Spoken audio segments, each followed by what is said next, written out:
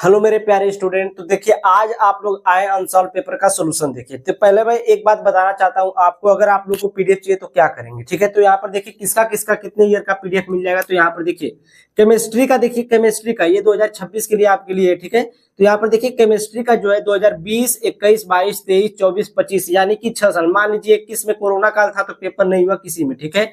तो ये मान लीजिए 20, 22, 23, 24, 25 यानी कि 5 साल का, 5 साल का। एक साल में 7 सेट होता है तो 5 साल का है, ठीक ना। 20, 20, 22, 23, 24, 25 तो 5 × 7 करेंगे तो 7×5 कितना हो जाएगा, 35 सेट। कितना हो जाएगा, 35 सेट आपको केमिस्ट्री का मिल जाएगा, ठीक ना, 5 साल का। फिजिक्स का देखिए 2020, 22, 23, 24, 25, ठीक है। 20, 22, 23, 24, 25 यानी कि 5 साल का आपका फिजिक्स का मिल जाएगा। 7×5 35 सेट इसका हो जाएगा, ठीक है। 35, दोनों को मिलाकर कितना हो जाएगा, 70 सेट, ठीक है। दोनों का 70 सेट हो गया। यहाँ पर देखिए बायोलॉजी, बायोलॉजी का देखिए अगर बायोलॉजी आप लोग लिए हैं तो 22, 23, 24, 25 4 साल का, 4 साते 28, ठीक है। 28 सेट ये हो गया। मैथ अगर कोई लिया है तो 23, 24, 25 3 साल का मिलेगा। 7 × 21 सेट इसका हो गया। इंग्लिश तो सबको चाहिए, इंग्लिश तो मिल जाएगा आपको 7×14 सेट है, ठीक है। अगर देखिए अगर आप लोग को ये दोनों चाहिए, अगर ये दोनों चाहिए तो आप लोग का पेमेंट लगेगा 120 रुपए। अगर ये 4 सब्जेक्ट चाहिए, अगर किसी को बायो चाहिए तो मैथ नहीं चाहिए, अगर मैथ चाहिए तो बायो नहीं चाहिए, ठीक है। अगर ये chemistry, physics, bio, math, English चाहिए और केमिस्ट्री, फिजिक्स, मैथ, इंग्लिश चाहिए, ठीक ना। तो 4 सब्जेक्ट का आपका लगेगा 200 रुपीज। कितना, 200 रुपये लगेगा। और देखिए अगर आप लोग सिंगल सब्जेक्ट लेंगे, सिंगल सब्जेक्ट सिर्फ केमिस्ट्री या सिर्फ फिजिक्स लेंगे तो इसके लिए आपको पेमेंट करना पड़ेगा 70 रुपीज। कितना, 70 रुपीज, ठीक है। और आपको बायो लेना है तो बायो के लिए आपको 60 रुपीज पेमेंट करना पड़ेगा। अगर आपको मैथ लेना है तो मैथ का 50 रुपीज है। इंग्लिश लेना है तो इंग्लिश का भी 50 रुपीज है, ठीक है। तो इनका इनका 50, 60 रुपीज हम, मतलब अगर आप लोग अलग अलग लेंगे तो महंगा पड़ जाएगा, ठीक है। अगर एक साथ लेंगे ना तो आपको सही पड़ेगा, अगर अलग अलग लेंगे तो महंगा पड़ जाएगा। एक ही साथ ले लीजिए 200 रुपये में पूरा सब्जेक्ट का मिल जाएगा आपको। 4 सब्जेक्ट का, physics, chemistry, chemistry, physics, bio, English या फिर केमिस्ट्री, फिजिक्स, मैथ, इंग्लिश ले लीजिए। चारों सब्जेक्ट का आपको 200 में मिल जाएगा। वैसे अगर आप लेंगे तो ये देखिए 2 सब्जेक्ट का 120 रुपया है। अब यहाँ से ये वाला लेंगे तो 180 हो जाएगा, फिर ये वाला लेंगे तो 130, 230 हो जाएगा, ठीक है। 30 या 40 रुपया आपका बेसी लग जाएगा, ठीक है। तो अगर आप लोग को अनसॉल्व पेपर का पीडीएफ चाहिए तो 746, ये मेरा नंबर है 7460012763। इस नंबर पर आप लोग कांटेक्ट कर सकते हैं, व्हाट्सएप कर सकते हैं, ठीक ना। जो चाहिए वो करिए। आप लोगों को अगर पीडीएफ चाहिए तो, ठीक है। क्या लिख करके व्हाट्सएप करेंगे, जेके सर लिखिए, जेके सर लिखिए या एमके सर ये स्टडी लिखिए, ठीक है। दोनों में से कोई चैनल मेरा है, दोनों चैनल एमके सर लिखिए चाहे जेके सर लिखिए, ठीक है। तो आप लोग को अगर पीडीएफ चाहिए, अगर आप अपना समय बचाना चाहते हैं पेपर के लिए तो आप लोग पीडीएफ लेना जरूरी है, ठीक है। अगर ये पूरा हल कर लेते हैं ना आप, 3 साल के, 2 साल के या 4 साल के पीडीएफ हल कर लेते हैं तो आपका 90% या 85% लाने में कोई नहीं रुक पाएगा, ठीक है। तो आज और आगे आप लोग वीडियो देखते रहिए। आज हम आपका कक्षा 12 का जो सेट 3 है 2024 में आया हुआ, जिसका कोड 324 EZ है ना, उसके क्वेश्चंस को देखेंगे, इनका सॉल्यूशन करेंगे। जो क्वेश्चन इनमें से हम पहले कर चुके हैं उन क्वेश्चन का हम सॉल्यूशन नहीं करेंगे, ठीक है ना। वो मैं बता दूंगा कि वो कहाँ आया हुआ है और उसकी लिंक मैं डिस्क्रिप्शन में दे दूंगा, आप उसको वहाँ से कर लीजिएगा, ठीक है। तो चलिए शुरू करते हैं। देखिए पहला क्वेश्चन क्या कहता है। पहला क्वेश्चन बहुविकल्पीय क्वेश्चन है, आपको सिर्फ इसके आंसर लिखने हैं सिर्फ, ठीक है ना। सिर्फ आंसर लिखने हैं अपनी उत्तर पुस्तिका में। ये कह रहा है कि वास्तविक संख्याओं के समुच्चय में संबंध R जो है, और वो संबंध जो R है वो किस तरीके से डिफाइन किया है इसने कि A, B such that A is less than equal to B square, ठीक है, के द्वारा परिभाषित है। तब हमें ये चेक करना है कि समतुल्य, सममित और संक्रमक में ये क्या है क्या नहीं है, ठीक है ना। तो आप यहाँ डायरेक्ट एग्जाम्पल से इसको देख सकते हैं, ठीक है ना। बस आप एग्जाम्पल देखिए और आपको संख्या कहाँ से लेनी है, वास्तविक संख्याओं के समुच्चय यानी R में से, रियल नंबर के सेट में से आपको संख्याएं उठानी है और बस आप अपनी कंडीशन में रखते जाइए और सेटिस्फाई करते जाइए और बता दीजिए इसे कि समतुल्य है, सममित है, संक्रमक है। देखिए समतुल्य के लिए क्या होता है, अगर समतुल्य के लिए मैं आपको बताऊं, समतुल्य की डेफिनेशन ये कहती है कि कोई एक एलिमेंट अगर हम उस R में से उठाएं, इस वाले R में से, रियल नंबर के सेट में से कोई A उठाएं तो वो इस प्रकार हो कि A, जो है वो R को बिलोंग करना चाहिए।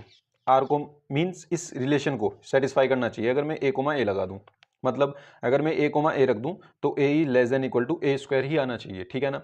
अब मान लो मैं यहाँ पर a की जगह आपका 1/2 ले लेता हूँ, ठीक है।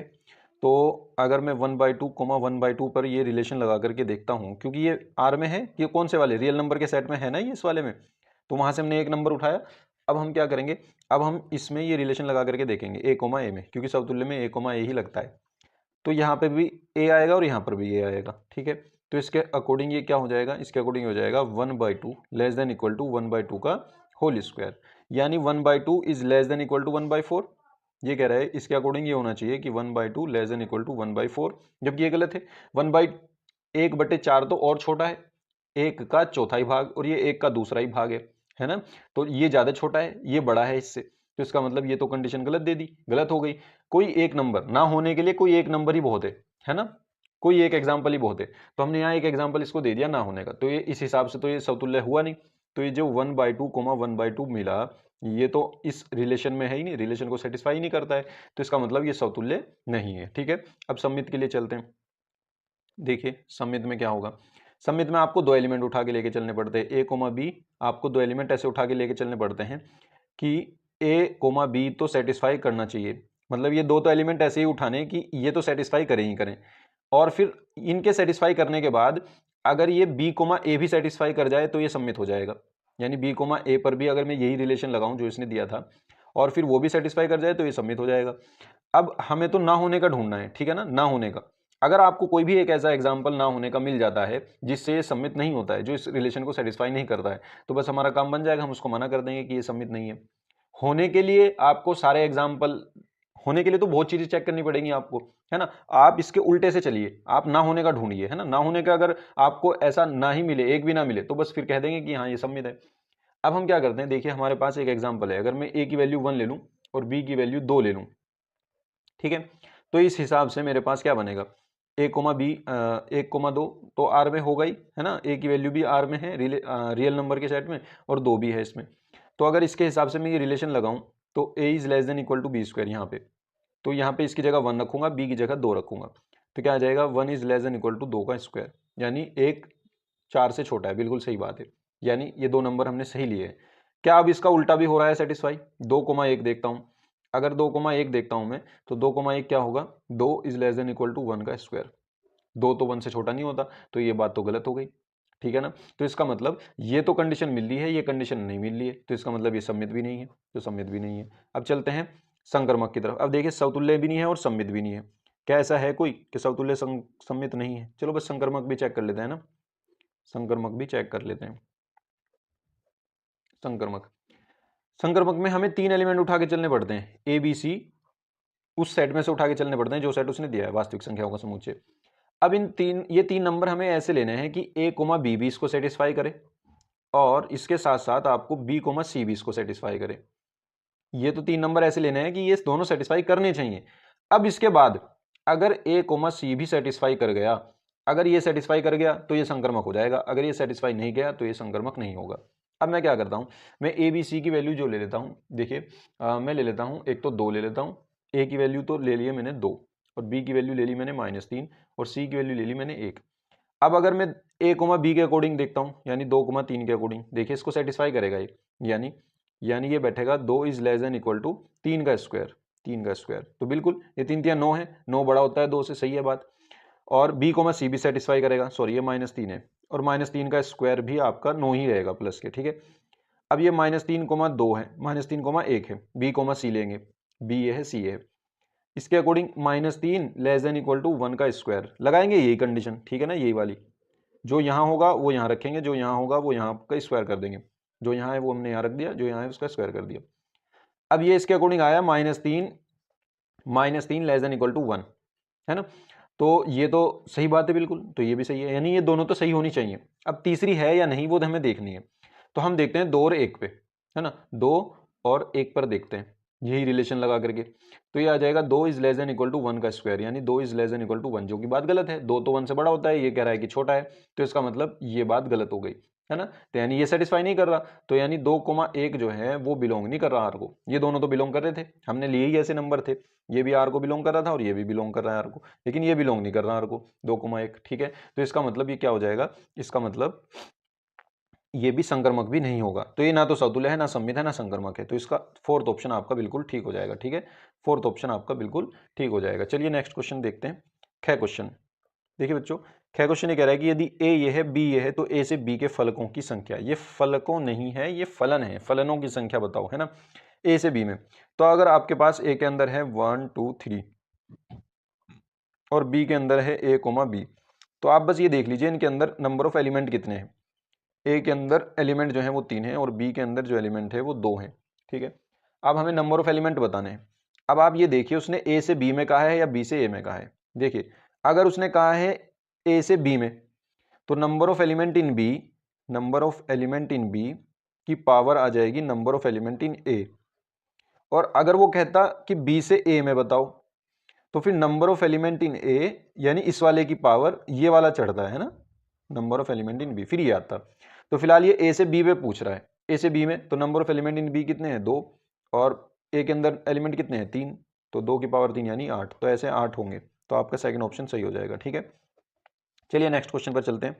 गया क्वेश्चन, गया क्वेश्चन कह रहा है कि लैम्डा के किस मान के लिए सदिश ये और ये लंबवत है। लंबवत होने के लिए क्या होता है, ये अगर आपका a1 आई कैप है प्लस b1 जे कैप है और ये c1 के कैप है पहले वाला वेक्टर, और दूसरे वाला वेक्टर है a2 आई कैप प्लस b2 जे कैप और प्लस c2 के कैप, ये दोनों लंबवत हैं। तो लंबवत होंगे तो इसका मतलब ये कंडीशन सेटिस्फाई करेंगे, a1 a2 plus b1 b2 plus c1 c2 बराबर 0। ठीक है, ये कंडीशन सेटिस्फाई करेंगे। तो मेरे पास ये वाला तो ये वेक्टर है और ये वाला ये वेक्टर है, तो a1 जो i के मल्टीप्लाई में होगा और a2 जो इस वाले i के मल्टीप्लाई में होगा। तो हम यहाँ डायरेक्ट रखते हैं लैम्डा इंटू 1, फिर प्लस b1 क्या है मेरे पास यहाँ पे b1 और b2 क्या है -4, तो 1 इंटू -4 प्लस c1 क्या है 1 c2 क्या है 2, तो ये भी 1 इंटू 2 आ जाएगा, इक्वल टू आ जाएगा 0। ठीक है, यहाँ से क्या निकलेगा, यहाँ से लैम्डा -4 आएगा प्लस 2 आएगा इक्वल्स टू 0 आएगा। लैम्डा की वैल्यू आपकी आ जाएगी -4 प्लस 2 -2, 2 उधर चला गया तो ये आ जाएगी 2। तो कौन सा ऑप्शन आपका सही हो जाएगा, सेकंड ऑप्शन आपका बिल्कुल ठीक हो जाएगा। ठीक है ना, चलिए गह क्वेश्चन पर चलते हैं। गह क्वेश्चन बस ये भी देख लीजिए इसी में, ये कह रहा है कि समाकलन x e की पावर -x dx, इसका समाकलन कीजिए। तो खंडक समाकलन करेंगे, ठीक है ना, प्रोडक्ट वाला रूल लगाएंगे। खंडक समाकलन जिसको हम बाई पार्ट्स भी कहते हैं ना, तो इसमें इसको हम फर्स्ट मान लेते हैं, इसको सेकंड मान लेते हैं। ठीक है, फर्स्ट और सेकंड आईलेट के हिसाब से चूज करेंगे, आईलेट के हिसाब से, आईलेट, और जरूरी नहीं आईलेट के हिसाब से चूज करो, है ना। आप उस फंक्शन को उस फंक्शन को सेकंड मान लो जिसका इंटीग्रेशन आपके पास इजीली अवेलेबल हो। ठीक है ना, यहाँ पे तो दोनों का अवेलेबल है, तो हम क्या करते हैं इसको फर्स्ट ही मान लेते हैं, पहला फंक्शन एज इट इज। दूसरे का हम क्या करेंगे इंटीग्रेशन e की पावर -x और इसके अपॉन में x के इंटू में जो भी होगा वो अपॉन में आ जाएगा, फिर माइनस होल इंटीग्रेशन फॉर्मूले का, x का आता है डिफरेंशिएशन और इसका आता है इंटीग्रेशन, इंटीग्रेशन e की पावर -x अपॉन में -1 आएगा, वो माइनस में बाहर पहुंचा देता हूँ, प्लस हो गया वो। ठीक है, और dx, अब इसका दोबारा करेंगे तो ये आ जाएगा माइनस में x e की पावर -x और प्लस e की पावर -x का e की पावर -x और एक -1 नीचे, प्लस आएगा c। तो यहाँ से क्या हो जाएगा आपका, ये भी माइनस में ये भी माइनस में, तो माइनस में हम ले लेंगे e की पावर -x कॉमन, तो ये बचेगा यहाँ पे x, यहाँ पे बचेगा प्लस के 1 और e की पावर -x। ठीक है, ये आपका सही हो जाएगा। कॉन्स्टेंट इसने नहीं दिया है तो कोई दिक्कत नहीं है, मत लगाओ, कोई दिक्कत नहीं है। इसने क्या कहा था, फर्स्ट ऑप्शन आपका बिल्कुल ठीक हो जाएगा। फर्स्ट ऑप्शन देखिए, हमने यहाँ से e की पावर -x कॉमन लिया है और माइनस कॉमन लिया है। ये वाला भी माइनस है ना, क्योंकि इसमें प्लस माइनस माइनस हो जाएगा ना, ये तो दोनों माइनस है ही, तो बाद में प्लस हो जाएगा, ये हो जाएगा आपका फर्स्ट ऑप्शन सही हो जाएगा। ठीक है ना, देखिए नेक्स्ट क्वेश्चन आपका ये कहता है कि अवकल समीकरण इतने की कोटि क्या है। अब इतने की कोटि तो आप डायरेक्ट ही बता सकते हैं, ठीक है ना, यानी सबसे ज्यादा बार जो अवकलन किया गया होगा, अवकलज किया गया होगा, उसकी घात देखनी है, घात नहीं देखनी, मतलब जितनी बार अवकलज किया होगा। जैसे ये एक बार अवकलज किया हुआ है, ये 3 बार किया हुआ है, तो सबसे ज्यादा बार इसमें कितनी बार है, 3 बार है, तो बस यही इसकी कोटि है। और अगर इसकी आपको घात पता लगानी होती तो सबसे ज्यादा बार जो अवकलन किया गया है उसकी जो घात है, पावर है ऊपर, वो क्या कहलाती है, इस अवकल समीकरण की घात कहलाती। ठीक है ना, तो इसकी कोटि क्या है फिलहाल यहाँ पे, इसकी कोटि है 3, इसकी कोटि 3 है और घात इसकी कितनी है, घात इसकी 2 है। ठीक है ना, कोटि ये 3 है और घात इसकी 2 है, तो इसका मतलब आपका ऑप्शन नंबर हो जाएगा सेकंड, क्योंकि इसने कोटि पूछा है, ठीक है ना, तो ये 3 हो जाएगा। तो चलिए नेक्स्ट क्वेश्चन पर चलते हैं। सेकंड क्वेश्चन कहता है कि इसका first part, cosec inverse minus root 2, इसका मुख्य मान बताना है आपको। तो देखिए बहुत आसान क्वेश्चन है ये भी। कोसेक इनवर्स में आप अगर कोसेक इनवर्स आपके पास ऐसा है, कोसेक इनवर्स माइनस एक्स है, तो आप माइनस को बाहर भेज सकते हैं और कोसेक इनवर्स लिख सकते हैं, कोसेक इनवर्स एक्स। तो हम ये माइनस बाहर भेज देंगे, तो माइनस बाहर होकर के ये हो जाएगा कोसेक इनवर्स रूट 2, है ना।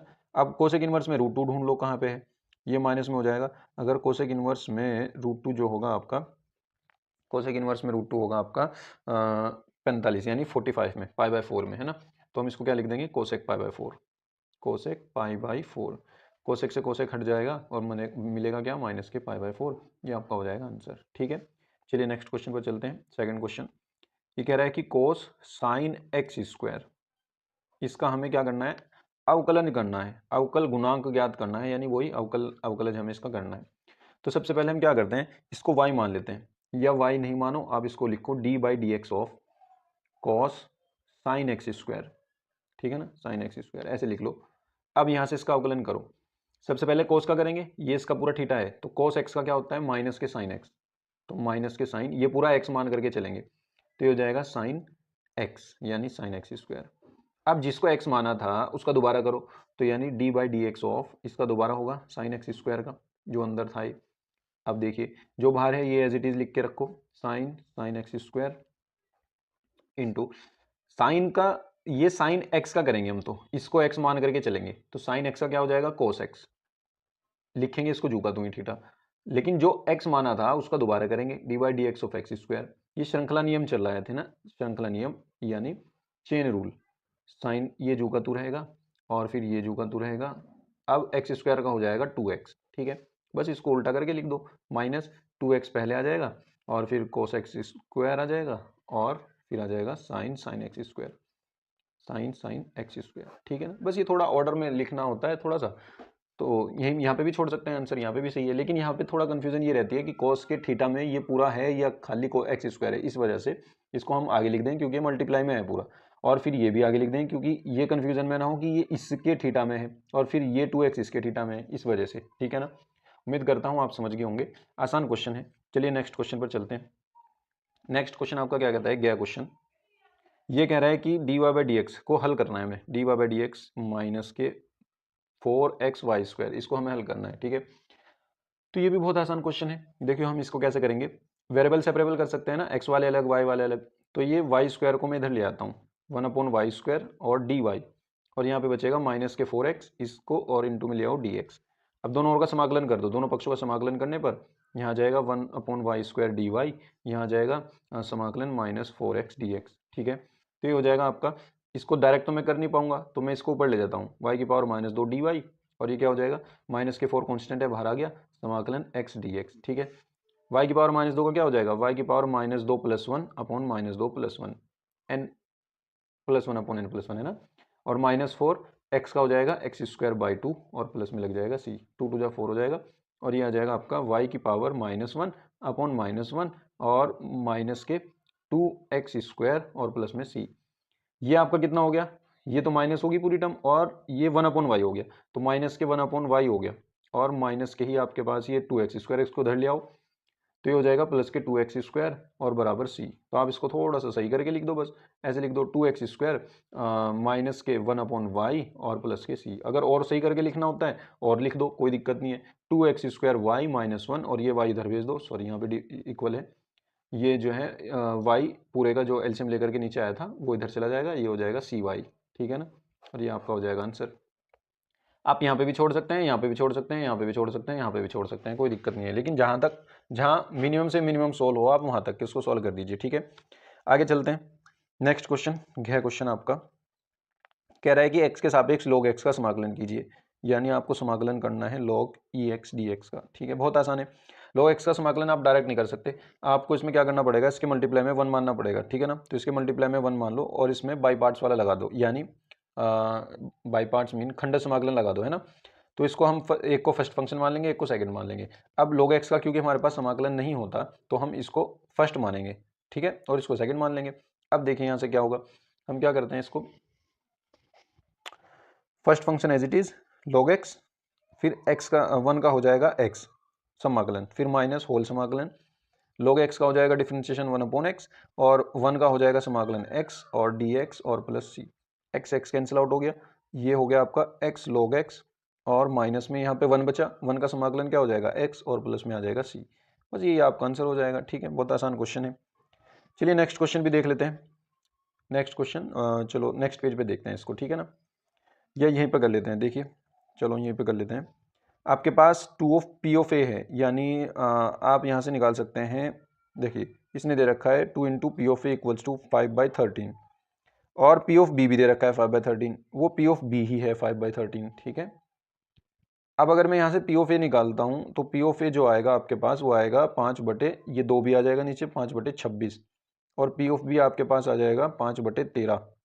ठीक है, और इसने जो दे रखा है ये भी दे रखा है कि P of A over B वो कितना है 3/10, और अगर आप देखते हो तो इसका फॉर्मूला क्या होता है, इसका फॉर्मूला होता है P of A intersection B upon P of B equals to 3/10, और P of A intersection B यहाँ से निकाल सकते हो, P of A intersection B, P of B multiply में चला जाएगा इधर 3/10, और मल्टीप्लाई में इसकी वैल्यू रख दूंगा तो हो जाएगा 5/13।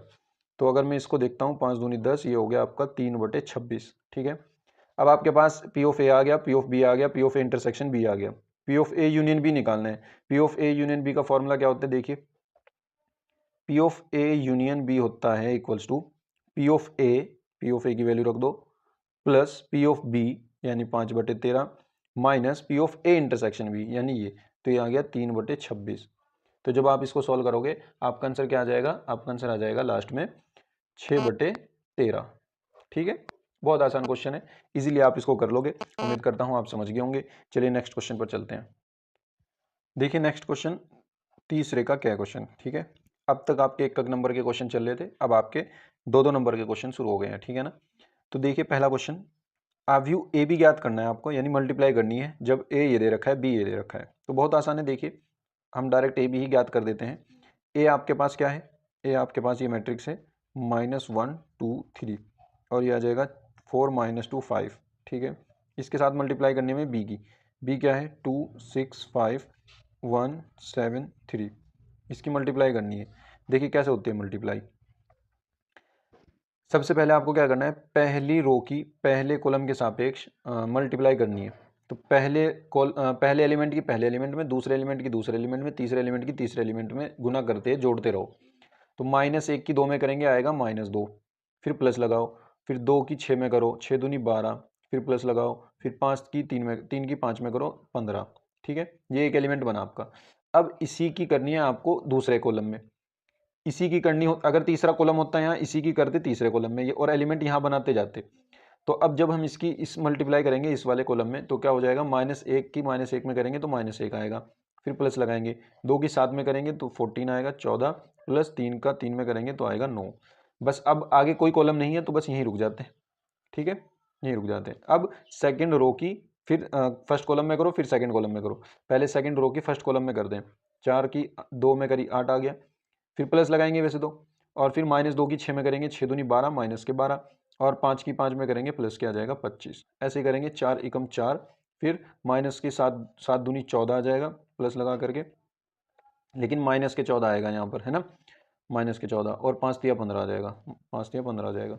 अब जब हम इसको सॉल्व करेंगे ये कितना हो जाएगा, ये हो जाएगा आपका 15 और 12 27 में से 2 गए 25, तो ये हो गया आपका 25, और 9 में से गया 8 14, और 8 हो गया आपके 22, और ये हो गया आपका 21, और ये हो गया आपका 15 में से 14 गया 1 1 और 4 5, ये हो जाएगा 5। ठीक है, ये आपका हो जाएगा आंसर।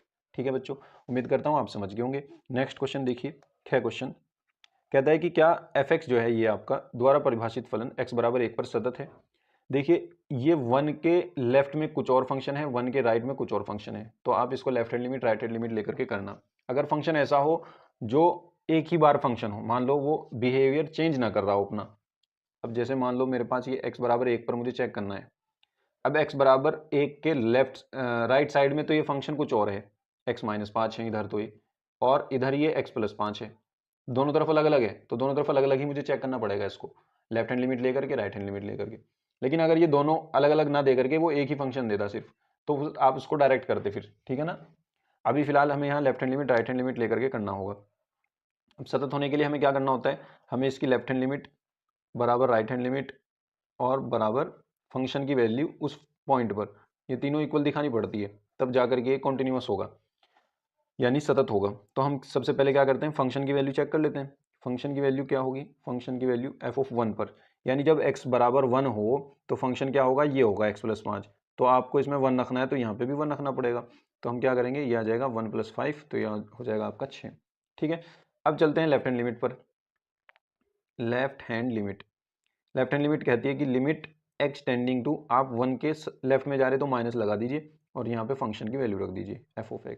तो क्या हो जाएगा, लिमिट x टेंडिंग टू 1, अब ये साइन हटा दीजिए और फंक्शन जो है 1 के लेफ्ट साइड में, क्योंकि लेफ्ट हैंड लिमिट है, हम इधर से अप्रोच कर रहे हैं, इधर से 1 की तरफ जा रहे हैं, तो लेफ्ट हैंड लिमिट है। इधर क्या है फंक्शन हमारा x + 5 है ना, ये देखिए जब x की वैल्यू 1 से छोटी है तो फंक्शन हमारा x + 5 है, तो हमें यहाँ क्या रखना पड़ेगा, x + 5। जब मैं इसमें वैल्यू रखूंगा तो ये कितना हो जाएगा, यहाँ पे 1 रखूंगा +5 हो जाएगा, ये हो जाएगा आपका 6। अब राइट हैंड लिमिट भी देखते हैं। राइट हैंड लिमिट क्या होगी, limit x tending to 1 plus f of x equals to, ये हो जाएगा लिमिट x टेंडिंग टू 1। अब 1 के हम राइट साइड में जा रहे हैं, 1 के राइट साइड में गए तो हमारा फंक्शन ये है x - 5। जब x की वैल्यू 1 से बड़ी है तो हमारा x - 5 है फंक्शन, तो यहाँ पे x - 5 रख देंगे, इसमें 1 वैल्यू रखेंगे तो आ जाएगा 1 - 5 बराबर -4। अब ये दो वैल्यू तो बराबर आ रही है लेकिन तीसरी वैल्यू बराबर नहीं आ रही, तो हम तो यही कह देंगे इसको कि left hand limit not equal to right hand limit, ये बराबर ही नहीं है। अगर ये बराबर नहीं है तो इसका मतलब ये फंक्शन जो है, अतः आपका फलन x बराबर 1 पर सतत नहीं है, अतः फलन x बराबर 1 पर सतत नहीं है। ठीक है ना बच्चों, उम्मीद करता हूँ आप समझ गए होंगे। चलिए नेक्स्ट क्वेश्चन पर चलते हैं। नेक्स्ट क्वेश्चन आपका गया क्वेश्चन कहता है कि समाकलन 1/√a² - x² dx का मान निकालिए, क्या होगा। ठीक है, तो हम क्या करेंगे, इसमें हम a बराबर x बराबर वैसे तो डायरेक्ट फॉर्मूला है ये, लेकिन आप डायरेक्ट फॉर्मूला तो लिख नहीं सकते यहाँ पर, ठीक है ना। हम क्या करेंगे, इसको प्रूफ करके दिखाएंगे, इसका आंसर ला करके दिखाएंगे इसको। तो हम क्या करते हैं, यहाँ पर x की वैल्यू पुट कर देते हैं। x की वैल्यू, क्योंकि यहाँ पर a है तो यहाँ पर a के साथ ही पुट करनी है। अब a के साथ आप यहाँ साइन थीटा भी पुट कर सकते हैं, कोस थीटा भी पुट कर सकते हैं, ठीक है ना। तो हम क्या करते हैं, a के साथ साइन थीटा पुट करते हैं। a के साथ अगर मैंने साइन थीटा पुट किया तो इसका जब मैं डिफ्रेंशिएशन करूंगा तो क्या आएगा, dx इक्वल्स टू, ये हो जाएगा a कांस्टेंट है, साइन थीटा का हो गया कोस थीटा, और थीटा का होता है D theta upon d x, D x इधर चला गया और ये बचा डी थीटा, एक्स का हो जाता है 1, समझ रहे ना, एक्स का 1 हो गया। और ये जब थीटा का दोबारा करूंगा एक्स की रेस्पेक्ट में तो D theta upon d x आएगा, और वो डी एक्स मैंने इधर ही पहुंचा दिया डायरेक्ट। ठीक है, बात समझ गए।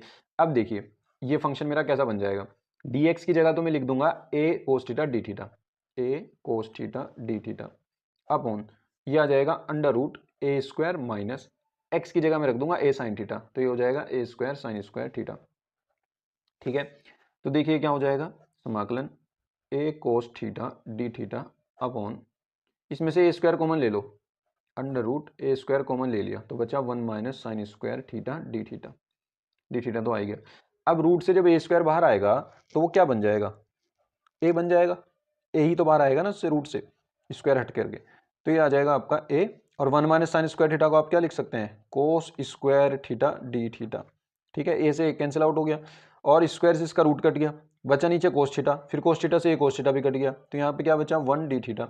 अब 1 का जो होगा आपका समाकलन क्या हो जाएगा, देखिए 1 का जो समाकलन हो जाएगा आपका, इस समाकलन 1 डी थीटा का थीटा की रिस्पेक्ट में थीटा हो जाएगा, थीटा की रिस्पेक्ट में क्या हो जाएगा थीटा, और थीटा की वैल्यू हम कहाँ से निकाल के रखेंगे, यहाँ से। देखिए यहाँ से जब हम थीटा की वैल्यू निकालेंगे, ये a तो अपॉन में चला जाएगा, x अपॉन a, और बराबर क्या बचेगा साइन थीटा, और साइन इधर चला जाएगा तो ये क्या हो जाएगा sign inverse x upon a बराबर थीटा, तो थीटा की वैल्यू ये निकलेगी, है ना। अब ये थीटा की वैल्यू ये रखनी है हमें यहाँ पे, तो ये क्या आ जाएगा sign inverse x upon a, और प्लस में तो c भी था, प्लस में c आ गया, और ये आपका आंसर आ गया। ठीक है ना, ये आपका फॉर्मूला भी होता है कि √1/√a² - x² का जो इंटीग्रेशन होता है वो sign inverse x upon a plus c होता है। ठीक है ना, उम्मीद करता हूँ बच्चों आप समझ गए होंगे, आसान क्वेश्चन था। चलिए नेक्स्ट क्वेश्चन पर चलते हैं। नेक्स्ट क्वेश्चन हमें क्या कहता है, ये कह रहा है कि नेक्स्ट पेज पर चलते हैं। देखिए ये कहता है कि उस समांतर चतुर्भुज का क्षेत्रफल ज्ञात कीजिए जिसकी संलग्न भुजाएं सदिशों इतने और इतने द्वारा निरूपित करती हैं। तो जो समांतर चतुर्भुज की दी गई भुजाएं हैं वो मेरे पास ये हैं, 3i plus 2j plus 2k। फिर बी वेक्टर आपके पास है i plus 2j minus 2k। अब आपको इसका क्या निकालना है, चतुर्भुज का क्षेत्रफल निकालना है। चतुर्भुज का क्षेत्रफल जो होता है, मैं यहाँ पे लिख देता हूँ, चतुर्भुज का जो क्षेत्रफल होता है समांतर चतुर्भुज का, समांतर चतुर्भुज का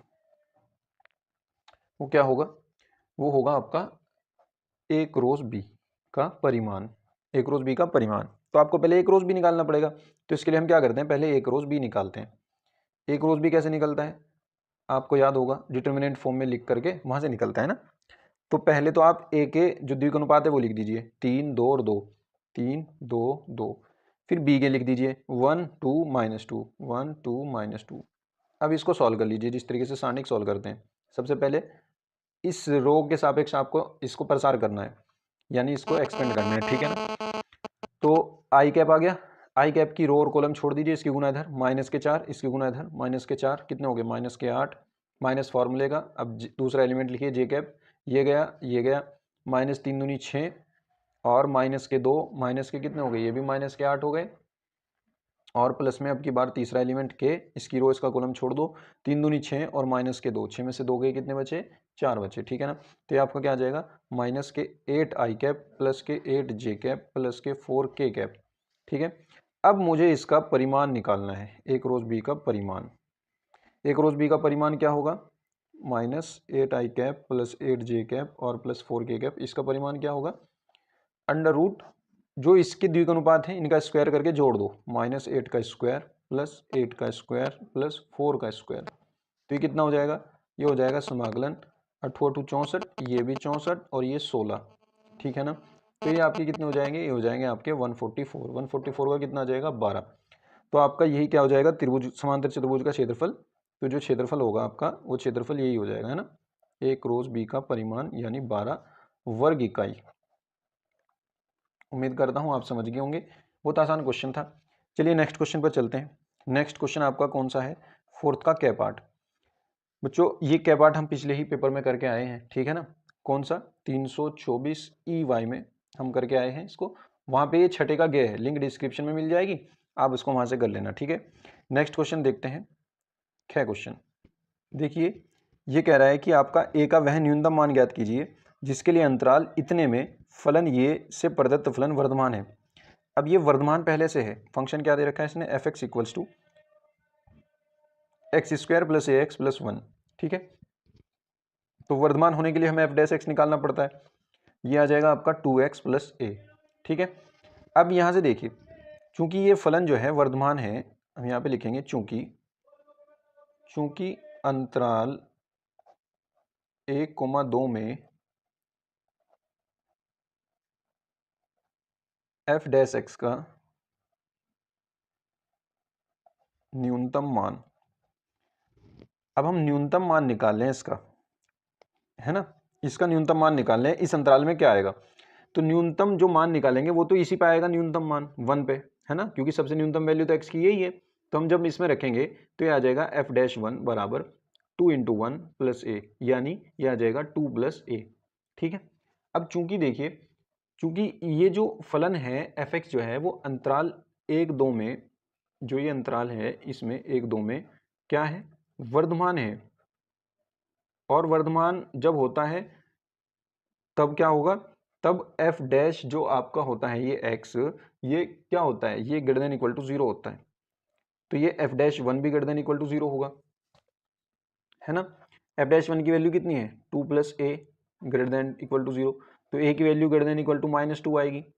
अब देखिए ए की वैल्यू -2 है और -2 से बड़ी वैल्यू है, जितनी भी इससे बड़ी -2 से जितनी भी बड़ी वैल्यूज हैं वो सब ए का मान में है, ठीक है ना। तो ए का सबसे छोटा मान क्या हुआ, -2 से शुरुआत हुई ना, तो सबसे छोटा क्या हुआ -2, तो ए का न्यूनतम मान क्या होगा, ए का न्यूनतम मान आपका हो जाएगा बराबर -2, ठीक है ना।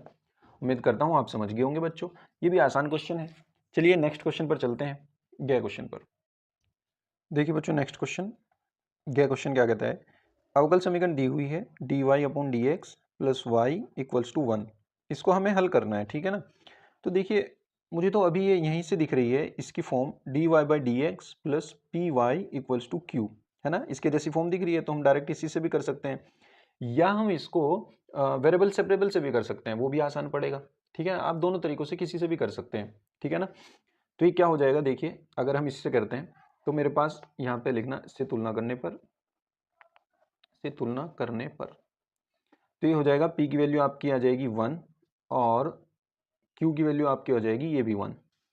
तो यहाँ से जो IF आएगा इंटीग्रल फैक्टर, वो आएगा आपका e की पावर 1 dx।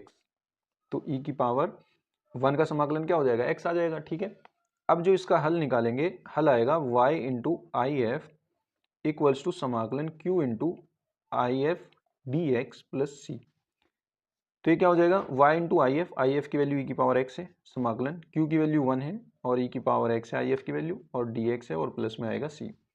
तो y e raise to the power x equals to e raise to the power x का e raise to the power x ही आएगा समाकलन, और प्लस में आ जाएगा c।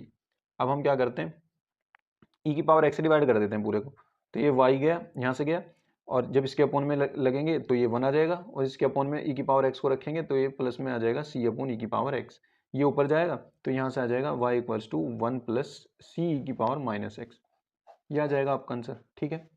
या हम इसको दूसरे तरीके से भी कर सकते हैं, देखिए वो भी मैं आपको दिखा देता हूँ कैसे कर देंगे। D y by d x आपके पास, और ये जो y है इसको मैं इधर भेज देता हूँ, तो क्या हो जाएगा 1 माइनस वाई। अब वेरिएबल सेपरेबल कर देते हैं, इसको मैं ले आता हूँ डी वाई के पास, यानी 1 अपॉन 1 माइनस वाई, या मैं इसको ऐसा कर लेता हूँ, चलो छोड़ो आप ऐसे ही रहने दो, और ये हो जाएगा dx। बहुत सारे तरीके हैं करने के, है ना, आप किसी भी तरीके से कर सकते हैं। dx इधर चला गया और यहाँ पे छोड़ दिया dy। मैं ये सोच रहा था कि ये माइनस जो आएगा इसको मैं प्लस कर लेता हूँ, और ये माइनस भी मैं इधर भेज दूंगा, ठीक है ना। तो ये y माइनस 1 कर देता हूँ, और y माइनस यहीं पर छोड़ देता हूँ एक -1, यहाँ से माइनस कॉमन लो तो ये क्या बनेगा, देखो माइनस कॉमन लिया तो ये बना y माइनस 1। अब y माइनस 1 डिवाइड में चला गया, और यहाँ से जो माइनस का बचा था उसके इंटू में dx आ गया। अब दोनों का इंटीग्रेशन कर दो, 1 upon y minus 1 d y, और -1 का ये आ जाएगा dx, ठीक है, 1 का। अब देखिए ये तो हो जाएगा आपका डायरेक्ट log y माइनस 1, और ये हो जाएगा आपका माइनस के x प्लस के c, ठीक है। आप यहाँ से भी कर सकते हैं इसको। अब देखिए क्या हो जाएगा, हाँ बस यहीं पे छोड़ दो इसको, या थोड़ा सा और सॉल्व करना चाहते हो तो देखिए इसको सॉल्व करने के लिए अगर मुझे क्या करना होता है, एंटी लॉग लेना पड़ता है, या आप डायरेक्ट देखिए अगर मेरे पास ऐसा कुछ लिखा हुआ है लॉग, यहाँ पे a है, यहाँ पे b है और यहाँ पे c है, तो मैं इसको कह सकता हूँ a बराबर b की पावर c, जो बेस है इसकी पावर ये चढ़ जाएगा c, इसको मैं ऐसे लिख सकते हैं। तो यहाँ पे क्या हो जाएगा, y माइनस 1 को अगर मैं यहीं छोड़ दूँ तो ये पूरा जो है इसकी पावर में चला जाएगा, e की पावर में, क्या आ जाएगा माइनस के एक्स, और प्लस में आ जाएगा c, ठीक है ना। अब इसको मैं कैसे लिख सकता हूँ, y माइनस 1 इक्वल्स टू, इसको मैं अलग अलग लिख सकता हूँ e की पावर माइनस एक्स और इंटू e की पावर में आ जाएगा c, ठीक है। इसको अलग से कांस्टेंट दे सकते हैं हम नाम, देखो ये सॉल्व करने का तरीका है बस, ठीक है ना। आप यहाँ पे भी छोड़ सकते हो उसको, थोड़ा सा आगे अगर ले जाना चाहते हो, मैं यही आंसर आपको सेम ला करके दिखाना चाहता हूँ, ठीक है ना। तो ये एक कांस्टेंट बना, इसको मैं दूसरा नाम दे दूं कांस्टेंट को, कोई भी तीसरा नाम दे दो, y माइनस 1 इक्वल्स टू ई की पावर c को मैं एक नया कांस्टेंट बना देता हूँ, मान लो मैंने कैपिटल A बना दिया, और e की पावर माइनस एक्स आ गया, ये जू का तू। अब ये जो 1 था इसको मैं इधर भेज दूंगा, तो ये हो जाएगा y इक्वल्स टू 1 प्लस ए ई की पावर माइनस एक्स। यहाँ पे लिख देना कि जो a है वो क्या है आपका e की पावर c है, ठीक है ना, कॉन्स्टेंट है, और यहाँ पर a भी ये कॉन्स्टेंट है, ठीक है। समाकलन एचआर लिख सकते हैं आप इसको यहाँ, ठीक है ना। तो देखिए आपका आंसर लगभग लगभग बिल्कुल सेम है, बस ये कांस्टेंट यहाँ पे सी है, यहाँ पे है, उससे कोई फर्क नहीं पड़ता है, तो कांस्टेंट ही वो कुछ भी हो सकता है, तो आंसर तो सेम आएगा, तो किसी भी तरीके से कर लीजिए, ठीक है। नेक्स्ट क्वेश्चन देखते हैं, यह क्वेश्चन आपका जो है वो 324 EX कोड में हमने किया था 2024 में ही, तीसरे का यह क्वेश्चन था, लिंक मैं डिस्क्रिप्शन में दे दूंगा, आप इसको वहां से कर लेना, ठीक है ना। नेक्स्ट क्वेश्चन देखते हैं, 5वें का कै पार्ट। देखिए क्या पार्ट ये कहता है कि आपके पास अगर एक्स वाई जेड विभिन्न हो, यानी अलग अलग हो, बराबर ना हो, और ए जो है वो ये है आपके पास, इसने दिया है, मैं ए नहीं लिखता, मैं तो डायरेक्ट लिखता हूं x Y z, x square y square z square, x cube plus 1 y cube plus 1 z cube plus 1 equals to 0 है। तो आपको ये दर्शाना है कि एक्स वाई जेड बराबर -1 है। देखिए हमारी एक सारणिक की एक प्रॉपर्टी ये कहती है कि मैं इस टाइप के सारणिक को, जिसमें किसी एक रो या किसी एक कॉलम में आपको ऐसा दिख जाए दो टर्म के अलग अलग योगफल के रूप में लिखा हुआ हो, तो हम इसको ऐसे तोड़ करके लिख सकते हैं x Y z x square y square z square, और यहाँ से आ जाएगा x cube y cube z cube. एक बार तो इसमें लिख दो ये, फिर ये जो 1 1 1 बचा, अगला एक और मैट्रिक्स बनाओ प्लस लगा करके। अगर यहाँ माइनस होता तो मैं माइनस यहाँ पे लगा देता हूँ। ये एक्स वाई जेड, ये दो कॉलम तो शुरू की सेम रहेगी, x square y square z square. तीसरा वाला जो 1 1 था वो यहाँ लिख दो आप, ठीक है, और इक्वल्स टू 0 ही चला के लेके चलो। अब इन दोनों को सॉल्व करना है हमें बस, ठीक है, बहुत आसान है। देखिए इसमें से आप क्या कॉमन ले सकते हैं, एक्स, इसमें से वाई, इसमें से जेड। तो अगर मैं यहाँ पे लिख देता हूँ, यहाँ पे आप लिख देना इस पहली सारणिक में से C1 में से एक्स, सॉरी R1 में से एक्स, R2 में से वाई और R3 में से जेड कॉमन लेने पर तो एक्स वाई जेड हमारे पास हो जाएगा, और ये हो जाएगा आपका क्या बन जाएगा, ये बन जाएगा 1, सॉरी हाँ 1 बन गया, और यहाँ पे बन गया x, यहाँ पे बन गया एक्स स्क्वायर, यहाँ पे बन गया 1, यहाँ पे बन गया y, यहाँ पे वाई स्क्वायर, यहाँ पे बन गया 1, यहाँ पे बन गया वाई स्क्वायर, सॉरी वाई और जेड जेड जेड, और यहाँ पे बन गया जेड स्क्वायर, ठीक है, प्लस में। अब देखिए इस मैट्रिक्स को मुझे इसके जैसा बनाना है, बिल्कुल इसके जैसा। तो मैं क्या करता हूँ, पहले मैं क्या करता हूँ, इस कॉलम को इस कॉलम में और इस कॉलम को इस कॉलम में चेंज कर देता हूँ आपस में, यानी C1 और C3 को आपस में चेंज कर देता हूँ। C1 और C3 को जब मैं चेंज करूंगा तो ये आ जाएगा -1 बाहर, क्योंकि सारणिक का मान चेंज हो जाएगा। एक सारणिक की प्रॉपर्टी ये कहती है कि अगर आप किसी सारणिक की किसी भी दो रो या किसी भी दो कॉलम को आपस में इंटरचेंज करते हो तो सारणिक का मान बदल जाता है, यानी सारणिक अगर पॉजिटिव था वो निगेटिव हो जाएगा। तो हमने एक निगेटिव बाहर लगा दिया और हमने कहा कि ये यहाँ आ जाएगा, ये यहाँ आ जाएगा, तो 1 1 1 हम यहाँ लिख देंगे और एक्स वाई जेड हमारा यहाँ चला गया, ठीक है। अब लेकिन मुझे तो एक्स वाई जेड सेकेंड में चाहिए था, तो इसमें एक बार इंटरचेंज और करो आप, अब की बार C2 और C3 को चेंज करो आपस में, तो वो यहाँ पे आ जाएगा, यहाँ पे चले जाएगा, और -1 एक और आ जाएगा बाहर मल्टीप्लाई में, तो ये तो हो जाएगा स्क्वायर। एक पहले से रखा है, एक और आ गया क्योंकि हमने दोबारा फिर चेंज किया है। अब की बार ये एक्स वाई जेड आपका यहीं के यहीं बन जाएगा, और एक्स स्क्वायर वाई स्क्वायर और जेड स्क्वायर आपका ये आ जाएगा यहाँ, ठीक है। अब देखिए ये दोनों सारणिक आपको बिल्कुल सेम दिखेंगे और बराबर में है 0, ठीक है ना।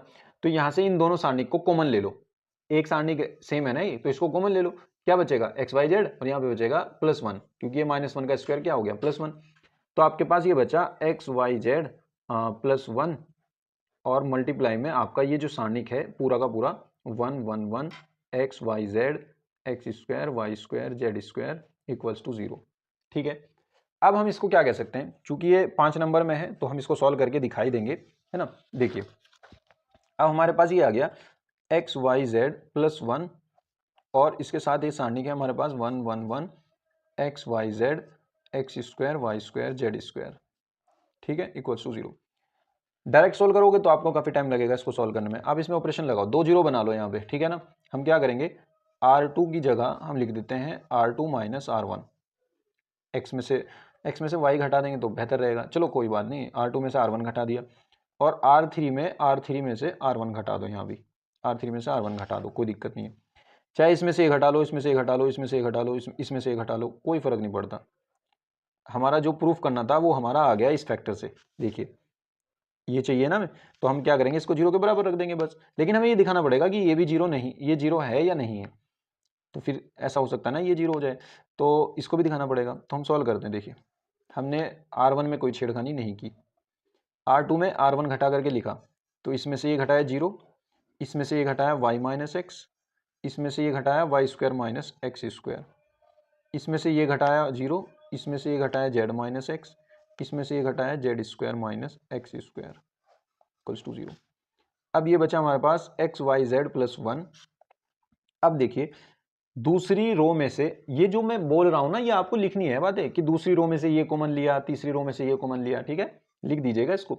अब हम कहते हैं कि R2 में से, यानी दूसरी रो में से हमने y - x कॉमन ले लिया, यहां तो है, यहां पे भी है, इसको मैं क्या लिख सकता हूं, y - x y + x, और यहाँ पे ये तो 0 है, इसमें हर चीज है, तो y - x यहाँ से कॉमन ले लिया, ये आ गया, z - x यहाँ से कॉमन ले लिया, ये आ गया z - x। अब देखो हमारे पास क्या बचा, ये 1, ये x स्क्वायर, और इसके साथ ये 0, यहाँ पे 1, और यहाँ पे y + x, और ये 0, यहाँ पे 1, यहाँ पे z प्लस एक्स बराबर 0। अब इसका प्रसार कर लो, यानी एक्सपेंड कर लो इसको। ये आपके पास सब जू का तू चलेगा, y minus X, Z minus X, और जब मैं इसका प्रसार करूँगा तो ये आ जाएगा आपका 1 इंटू ये गया z plus x minus y plus x, तो ये दोनों माइनस में हो जाएंगे, है ना, गुना हो जाएगी माइनस के अंदर। तो यहाँ से एक्स एक्स कैंसिल आउट हो गए, जेड माइनस वाई बचा। यहाँ से आपके पास ये आया X Y Z plus 1, Y minus X, Z minus X और Z minus Y equals to 0। अब एक बात देखिए, जिस तरीके से हमारे पास फैक्टर आते हैं ना किसी भी द्विघात समीकरण के, तो हम उनको वहाँ अलग अलग रख करके एक्स की वैल्यू निकाल लेते हैं। तो यहाँ इन सब का मल्टीप्लाई 0 होने का ये मतलब है कि यहाँ या तो एक्स वाई जेड प्लस 1 0 होगा, या y माइनस एक्स 0 होगा, या z माइनस एक्स 0 होगा, या z माइनस वाई 0 होगा, या ठीक है ना। तो यहां से तो मेरी जो बात है वो प्रूफ हो जाती है, जो उसने मुझे कहा था, ये तो बात प्रूफ हो गई। लेकिन क्या ऐसा हो सकता है कि x बराबर y हो जाए? नहीं हो सकता, क्योंकि उसने कहा था कि x और y एक्स वाई जेड विभिन्न हैं, अलग अलग हैं। तो इसका मतलब ये बराबर तो है ही नहीं, ना जेड एक्स के बराबर है ना जेड वाई के बराबर है। तो हम यहाँ कहेंगे चूंकि एक्स वाई जेड विभिन्न है, एक्स वाई जेड विभिन्न है, तो ये बराबर नहीं होंगे, अतः ये हमारा प्रूफ हो जाएगा। अतः एक्स वाई जेड बराबर -1, ये हो जाएगा आपका प्रूफ। ठीक है ना बच्चों, उम्मीद करता हूँ आप समझ गए होंगे। चलिए नेक्स्ट क्वेश्चन पर चलते हैं। देखिए नेक्स्ट क्वेश्चन आपका ख क्वेश्चन, ये कह रहा है कि ये प्रूफ कीजिए 3 sine inverse x equals to sine inverse 3x minus 4x cube. Formula है ये आपका, है ना, साइन 3a वाला। तो आप इसको कैसे प्रूफ करेंगे? देखिए इसका ये प्रोसेस है, आप ये लिखेंगे वी नो दैट, हम जानते हैं। साइन 3a का फॉर्मूला लिख दीजिए, साइन 3a बराबर 3 साइन ए माइनस 4 साइन क्यूब ए, है ना, ये मान लिया आपने। अब आप इस समीकरण में a बराबर साइन इनवर्स x और रख दीजिए, है ना, a बराबर साइन इनवर्स x रख दीजिए। अब अगर मैं x की टर्म में इसको लाना चाहता हूं, तो मान ली मैंने a बराबर साइन इनवर्स x रखा, तो मुझे x की जगह क्या रखना पड़ेगा? सॉरी, a की जगह तो मैंने साइन इनवर्स x रख दिया, तो साइन a की जगह तो मुझे x रखना पड़ेगा ना। देखिए अगर ये इधर चला गया, ये हो गया साइन a, तो साइन a बराबर x हम ये कहेंगे रखने पर, ठीक है ना, ये इसमें रख दीजिए। तो ये हो जाएगा आपका साइन साइन 3a, तो a की जगह हमने क्या रख दिया? Sine inverse x। सॉरी, पहले आप इस साइन को इधर पहुंचा दीजिए यहाँ से, तब आसान होगा ये, है ना। 3a इक्वल्स टू ये हो जाएगा साइन इनवर्स, ये हो जाएगा आपका 3 साइन ए माइनस 4 साइन क्यूब ए। कर सकते थे, वैसे भी कर सकते थे, कोई दिक्कत नहीं थी। अब रखिए इसमें, है ना, यहाँ पे मैंने क्या किया, 3 और a की जगह साइन इनवर्स x रख दिया, sine inverse x equals to ये हो जाएगा आपका साइन इनवर्स 3 साइन a की जगह मैंने क्या रख दिया, x माइनस 4 साइन a की जगह मैंने क्या रख दिया, x का क्यूब हो जाएगा 4x क्यूब। तो ये आ गया आपका फॉर्मूला, यही प्रूफ करना था। बुक में भी सेम इसी तरीके से, ठीक है ना। उम्मीद करता हूँ आप समझ गए होंगे, बस ऐसे ही हो जाएगा ये, ठीक है। चलिए आगे चलते हैं नेक्स्ट क्वेश्चन पर, गए क्वेश्चन पर। बच्चों गए क्वेश्चन तो ये हमने आपको लास्ट पेपर में भी कराया है, ठीक है ना। 324 EY कोड में हमने आपको कराया है ये वहाँ पे ये कौन सा है, 90 के ख का फर्स्ट पार्ट है, इसको आप वहाँ से कर लीजिएगा, ठीक है ना। आसान क्वेश्चन है, इजीली हो जाएगा, ठीक है। अब घ क्वेश्चन देखिए, कह रहा है कि दर्शाइए बिंदु ये और ये संरेख हैं। बहुत आसान है, आप क्या कीजिए, द्विक अनुपात निकालिए, ठीक है। ए बी के द्विक अनुपात कैसे निकलेंगे वो मैं बता देता हूँ। ए बी के द्विक अनुपात A1 B1 और C1, A1 B1 और C1 कैसे निकलेंगे? B में से A घटाना आपको, यानी 1 में से 2 गया, पहला आएगा 1 माइनस 2 कोमा, फिर -2 में से 3 गया, यानी -2 - 3 कोमा, फिर 3 में से -4 गया, यानी 3 माइनस -4। तो ओवरऑल आपके क्या आ जाएगा, 1 में से 2 गया -1, -2 - 3 -5, 3 और 4 7 हो जाएगा। तो यानी A1 B1 C1 आपके यहाँ आ गए। फिर BC के द्विक अनुपात निकाल दो। BC के द्विक अनुपात, BC के द्विक अनुपात आपके पास क्या होंगे? A2 B2 C2। आप इसको पेज पे खुला खुला करके लिखना, ठीक है ना। BC के द्विक अनुपात क्या होंगे? 3 - 1 कोमा 8 - -2 कोमा -11 - 3 -11 - 3। तो ये क्या हो जाएंगे? 3 में से 1 गया 2, 8 और 2 10, -11 - 3 माइनस के कितने हो गए? माइनस के हो गए ये 14, माइनस के 14। अब आपको क्या करना है? आपको निकालना है A2/A1 और B2/B1 और C2/C1। अगर ये तीनों बराबर आए तो इसका मतलब ABC संरेख है, ठीक है ना। तो A2/A1 क्या हो जाएगा? A2 ये है, A1 ये है, तो 2/-1। B2/B1 क्या आ जाएगा? B2/B1 10/-5, 10/-5 यानी ये भी 2/-1 ही आएगा। फिर C2/C1 क्या आएगा? -14/7, -14/7, 7 दूनी 14 यानी ये भी माइनस के 2/1 ही आएगा। तो अगर मैं देखता हूं तो A2/A1 और B2/B1 और C2/C1 ये सब किसके बराबर आ रहे हैं? -2 के बराबर आ रहे हैं, ठीक है ना। अतः हम यहाँ लिख देंगे। अगर ये बराबर ना आते तो ये संरेख नहीं था, बराबर आ रहे हैं अतः हम कह देंगे अतः बिंदु संरेख है, अतः दिए गए बिंदु ABC संरेख है, ठीक है ना। संरेख को प्रूफ करने के आपके पास बहुत सारे तरीके हैं, ठीक है ना, बहुत सारे तरीके हैं। लेकिन चूंकि अब हमारे पास वो सरल रेखा चैप्टर नहीं है, जैसा कि 11वीं में हुआ करता था, वहां पे भी हम ये प्रूफ करते थे, तो उससे भी प्रूफ हो जाता है। संरेख में जैसे हम प्रूफ करते थे, संरेख में हम क्या करते थे? संरेख का मतलब है तीनों पॉइंट एक ही लाइन पे होना, सीधी लाइन पे होना, ABC। वहां हम करते थे कि AB के बीच की दूरी निकाल लेते थे, BC के बीच की दूरी निकाल लेते थे और AC के बीच की दूरी निकाल लेते थे। तो AB + BC AC आता है ना, तो वो संरेख हो जाते थे।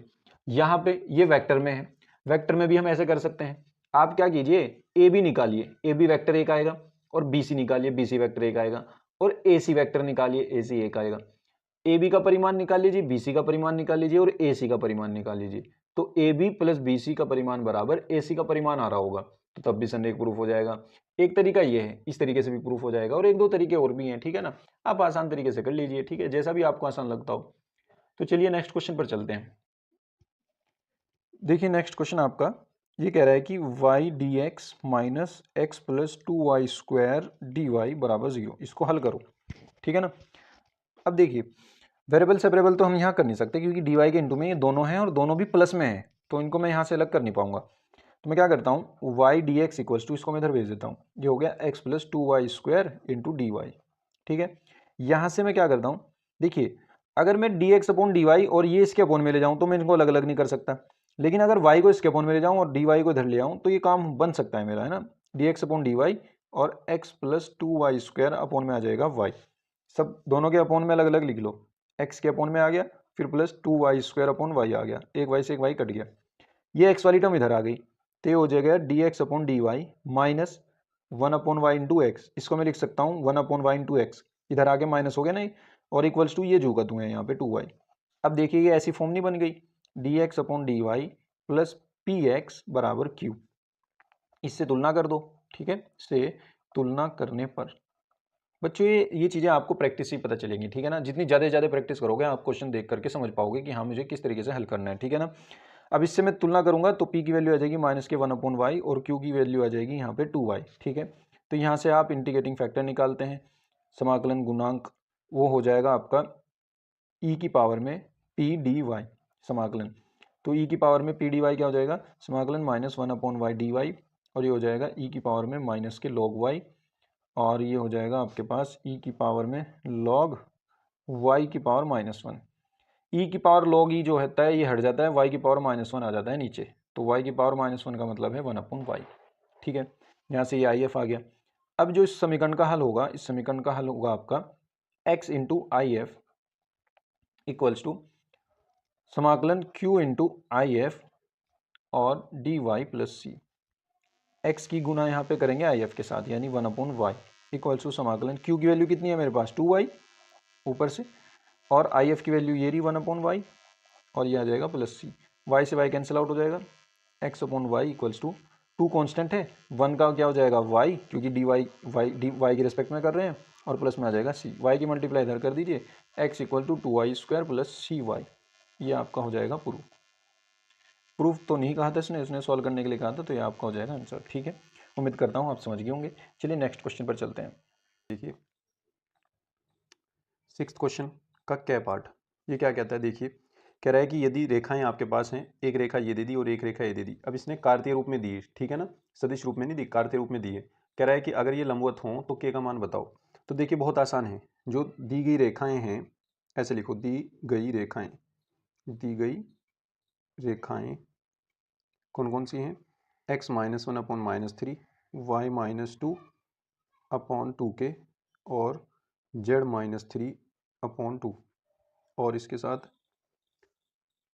x-1/3k, y-1/1 और z-6/-5 ये दे रखी है ना। इनकी तुलना,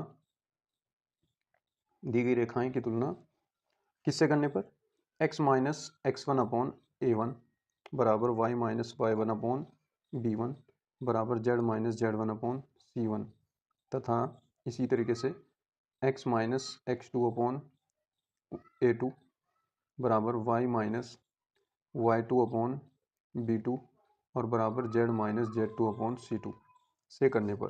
ठीक है, से करने पर देखिए पहली जो रेखा है इसकी तुलना हम इससे करेंगे, यहाँ से x1 y1 z1 क्या हो जाएंगे, x1 y1 z1, ठीक है, और a1 b1 c1 ये हो जाएंगे। इसी तरीके से दूसरी जो रेखा है उसकी तुलना हम इससे करेंगे, x2 y2 z2 ये होंगे x2 y2 z2, a2 b2 c2 ये होंगे आपके नीचे वाले a2 b2 c2, ठीक है ना। तो आपके हमें जरूरत है सिर्फ a1 b1 c1 की, तो ये a1 है, ये b1 है, ये c1 है। a1 -3 आ गया, b1 आपका 2 आ गया, 2k आ गया, और c1 आपका 2 आ गया। इसी तरीके से a2 आपका कितना आ गया, 3k आ गया, और b2 आपका कितना आ गया, 1 आ गया, और c2 आपका कितना आ गया, -5 आ गया। a1 b1 c1, a2 b2 c2, ठीक है। अब देखिए दो रेखाएं जो कार्तीय रूप में दी गई हों, वो अगर लंबवत हैं तो वो कब लंबवत होंगी, इसने कहा है लंबवत है ना। अगर वो लंबवत हैं, दी गई रेखाएं, दी गई रेखाएं, दी गई रेखाएं लंबवत हैं, लंबवत हैं तब तो क्या होगा, तो ये कंडीशन सेटिस्फाई होती है, a1 a2 plus b1 b2 plus c1 c2 plus c1 c2 बराबर 0। तो हम क्या करेंगे, इनकी मल्टीप्लाई करेंगे, -3 × 3k plus 2k × 1 plus 2 × -5 equals to 0। यहाँ से कितना आ जाएगा, -9k प्लस के 2k माइनस के 10 और इक्वल्स टू 0। कितने बचे, -7k, और यहाँ पे ये 10 उधर चला गया, 10 आ गया, और k की वैल्यू कितनी आ जाएगी, k की वैल्यू आ जाएगी -10/7। ठीक है, ये आपका हो जाएगा k की वैल्यू, k का मान ही वो पूछ रहा था, ठीक है ना, k का मान ज्ञात कीजिए, तो आपका ये आंसर हो जाएगा। ठीक है बच्चों, उम्मीद करता हूँ आप समझ गए होंगे। चलिए नेक्स्ट क्वेश्चन पर चलते हैं। देखिए 6th का ख पार्ट क्या कहता है, कह रहा है कि एक पासे को 2 बार उछाला गया और प्रकट हुई संख्याओं का योगफल 6 पाया गया, है ना। यानी एक घटना ये हो गई जिसमें संख्याओं का योगफल 6 पाया गया, और संख्या 4 के न्यूनतम एक बार प्रकट होने की सहप्रतिबंध प्रायिकता ज्ञात कीजिए। यानी ये सहप्रतिबंध प्रायिकता है, तो दो घटनाएं मिलेंगी। अब जो प्रायिकता हमें ज्ञात करनी है जिस घटना की, उस घटना को हम ई मान लेंगे, है ना। माना घटनाएं, माना घटनाएं, आप कुछ भी मान सकते हैं उसको, ए मान लो, ई मान लो, ई1 मान लो, है ना, ई मान लेते हैं। घटना क्या है कि संख्या 4 के न्यूनतम एक बार प्रकट होना, है ना। यानी संख्या 4 का, हम ऐसे लिखेंगे, संख्या 4 का न्यूनतम यानी कम से कम एक बार, न्यूनतम एक बार प्रकट होना, ये तो E1 घटना हो गई। तो इसके अंदर चलो हम यहीं कहीं सेट बना लेते हैं ना। इसके अंदर आपके क्या क्या एलिमेंट आएंगे ई के अंदर, देखिए अगर आपने एक पासा उछाला, अब उस पासे पे कम से कम एक 4 तो होना ही चाहिए, ज़्यादा से ज़्यादा 2 भी चल जाएंगे।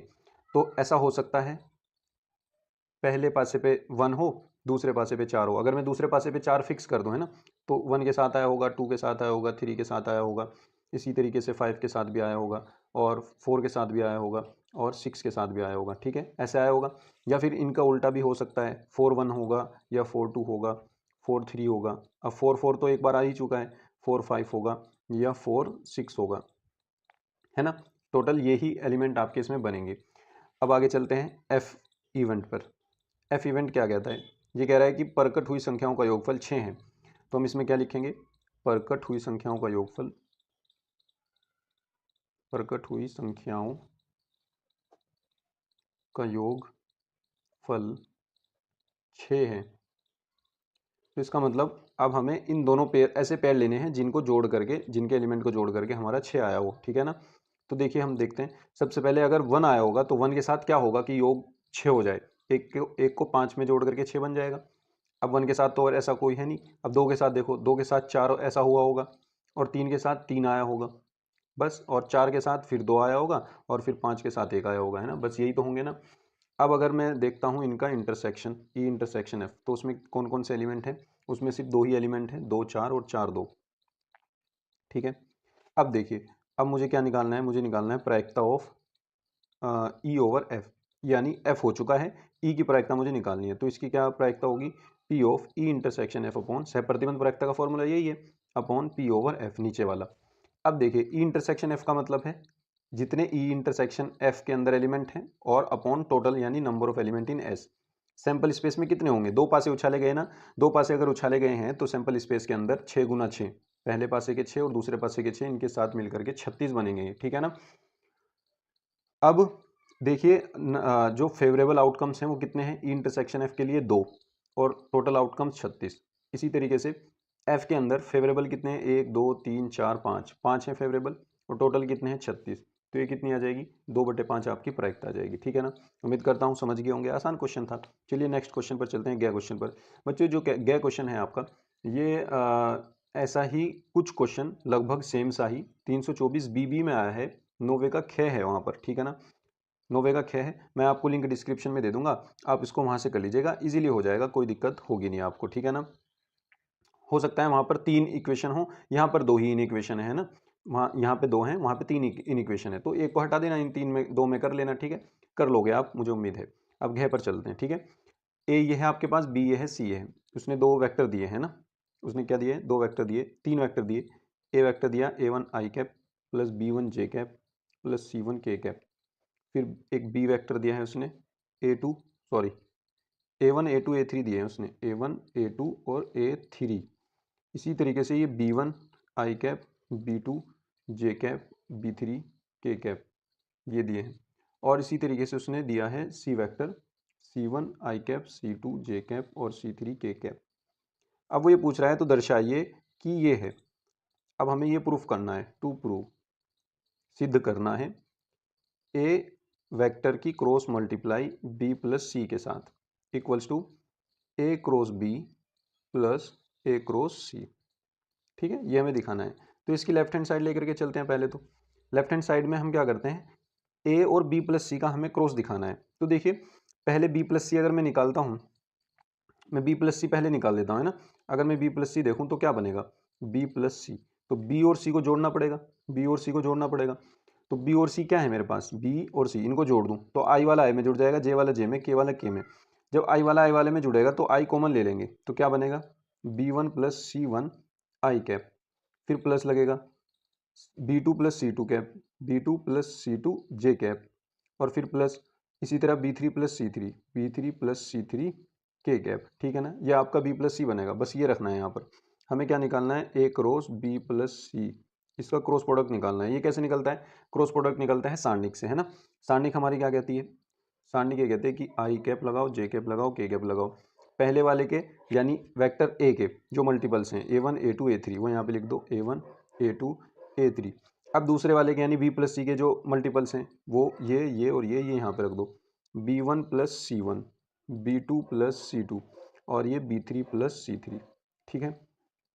अब बच्चों सारणिक की एक प्रॉपर्टी ये कहती है कि अगर आपकी किसी एक रो या किसी एक कॉलम में जो अवयव हैं, जो एलिमेंट हैं, वो इस तरीके से दो टर्म के योग के रूप में लिखे हुए हैं, दो पदों के योग के रूप में लिखे हुए हैं किसी भी रो या किसी भी कॉलम में, किसी एक रो या एक कॉलम में, तो आप उनको अलग अलग लिख सकते हैं। किस तरीके से, ऐसे देखिए आई जे के A1 A2 A3 ये तो सेम रहेंगे, ठीक है, प्लस इसी तरीके से एक और आई जे के और A1 A2 A3 ये दोनों रो सेम रहेंगी।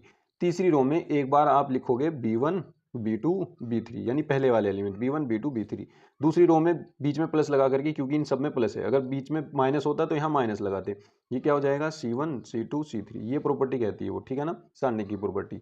तो ये तो लेफ्ट हैंड साइड आ गई, यहीं पर रुक जाओ। अब राइट हैंड साइड निकालते हैं। देखिए राइट हैंड साइड कहता है कि हमें चाहिए ए cross B plus A cross सी। ये हमें चाहिए, ठीक है।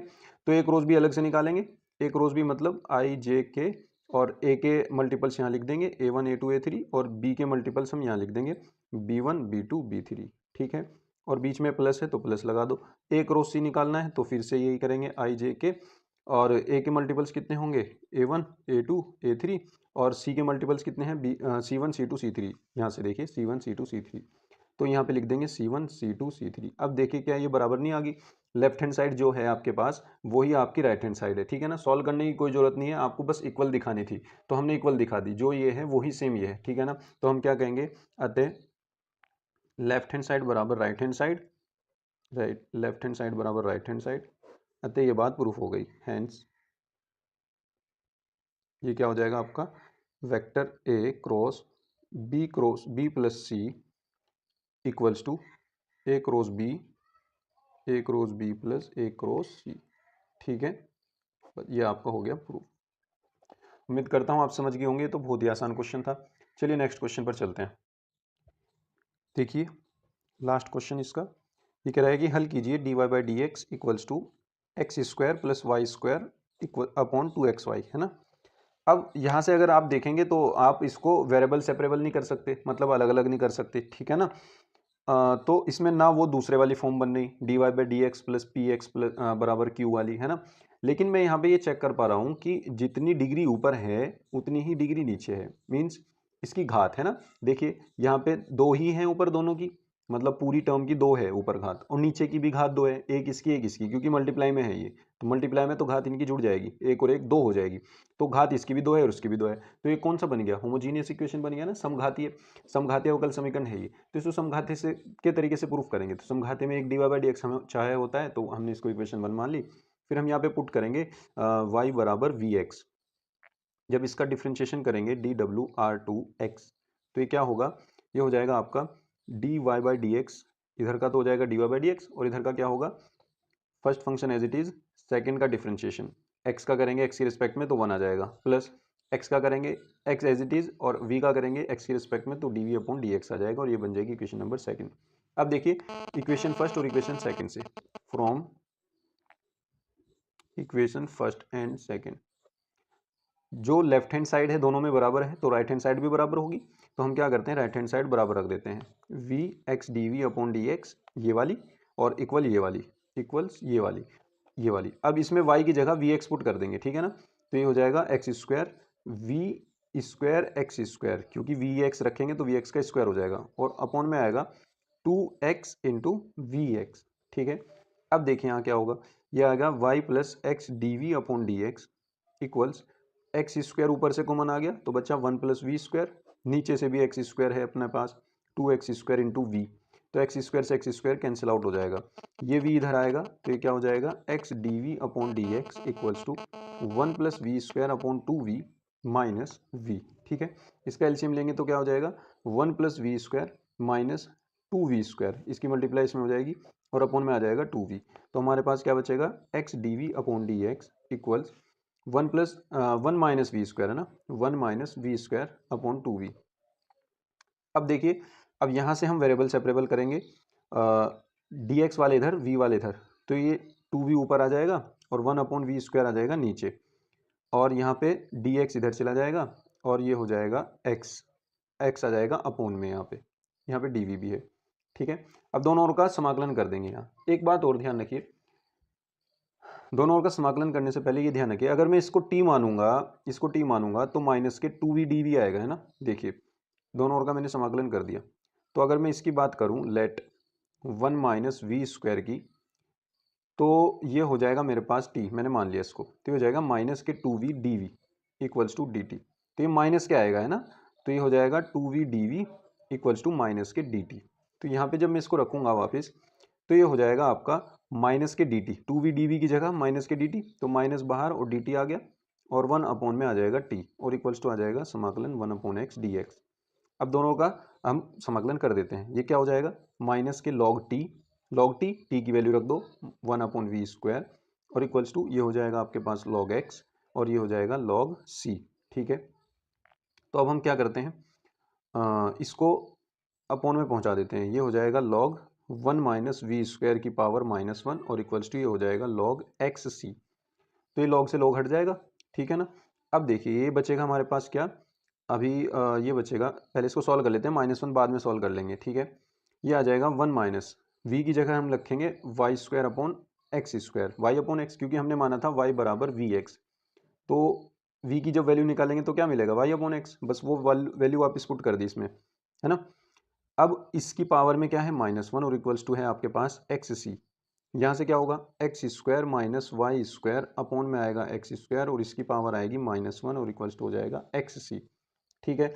अब यहाँ से क्या होगा, दोनों अगर इसको +1 करना है ऊपर नीचे हो जाएंगे, चेंज हो जाएंगे, ये ऊपर ये नीचे, तो ये हो जाएगा x square upon x square minus Y square equals to X C, ठीक है।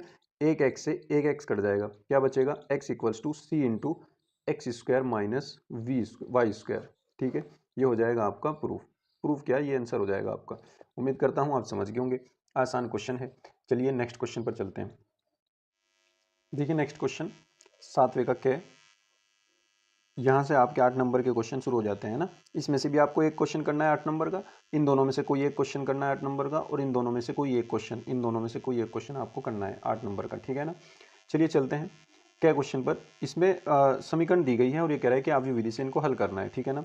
अब आप सबसे पहले क्या करेंगे, ऐसे लिखेंगे दी गई समीकरण में, दी गई समीकरण, समीकरण क्या दे रखी है, x minus y plus z equals to 4, 2x plus y minus 3z equals to 0, x plus y plus z equals to 2। आपकी ये जो इक्वेशन है आप इनको कहोगे कि समीकरण तो लिखी हुई है, आव्यूह रूप में लिखने पर या ax बराबर b रूप में लिखने पर, ax बराबर b रूप में लिखने पर इस रूप में कैसे लिखोगे आप, सबसे पहले एक मैट्रिक्स बनाओगे A। तो यहाँ से क्या होगा, जो x, y और z के मल्टीपल्स हैं, x के मल्टीपल सारे यहाँ रखेंगे, जैसे ये 1 है, ये 2 है, ये फिर 1 है, तो 1 2 1 ऐसे। फिर y के -1 +1 +1, तो -1 +1 +1। z के 1 -3 और 1, 1 -3 और 1, ये z के हो गए आपके पास। और फिर यहाँ पे लिखेंगे हम x y z, जितने वेरिएबल हैं, 4 वेरिएबल हैं तो 4 वेरिएबल लिखेंगे, 3 है तो 3 ही है ना हमारे पास, तो एक्स वाई जेड, तो तीनों एक्स वाई जेड लिख लेंगे। और यहाँ पे बी मैट्रिक्स इधर की बनेगी 4 0 2, 4 0 2, ठीक है। ये आपके पास ए है, ये आपके पास एक्स है, ये आपके पास बी है, ये तीनों आव्यूह हैं, ठीक है ना। अब यहाँ पे क्या हो जाएगा, ए आव्यूह का हम निकालते हैं डिटर्मिनेंट, ए आव्यूह का डिटर्मिनेंट आप निकालोगे वो आएगा 10, ठीक है। निकालना आप जानते ही हैं, बहुत सारे क्वेश्चन हमने करा दिए हैं पिछले सेट्स में, तो आप वहाँ से उनको कर लीजिएगा, उसमें कोई दिक्कत नहीं है। आपको ऐसा क्वेश्चन अगर करना है जो जिसका प्रोसेस सेम हो, आप ये सीखना चाहते हो, तो 324 AX 2023 के पेपर में 324 AX में जाकर के आप वहाँ से सीख लीजिए, बहुत अच्छे से मैंने बिल्कुल डिटेल में करा रखा है एक एक चीज़, ठीक है ना। अब इसके बाद हम निकालेंगे एडजॉइंट, इसके एडजॉइंट निकालेंगे, और एडजॉइंट के लिए इसके सहगुणनखंड हमें फाइंड करने पड़ेंगे। तो ए के सहगुणनखंडों के लिए हम यहाँ क्या लिखेंगे, ए के सहगुणनखंडों के लिए, या ए के सहगुणनखंड। अब हमने सहगुणनखंड सारे निकाल दिए यहाँ पे अलग अलग, उनसे एक आव्यूह बनेगा, वो आव्यूह क्या होगा, ए के सहगुणनखंडों से बना आव्यूह, फिर हम ये लिख देंगे से बना आव्यूह। वो आव्यूह क्या होगा, वो आव्यूह होगा बी। अब इस बी को आप चेक कर लेना, ठीक है, कि आपका यही आया क्या, ये 4 -5 और 1 2 0 -2 और -2 +2 5 और 3, ये आपका बी आ गया। अब आपको बनाना है एडजॉइंट ए। एडजॉइंट ए क्या होगा, वो बी का परिवर्ताव्यूह होगा।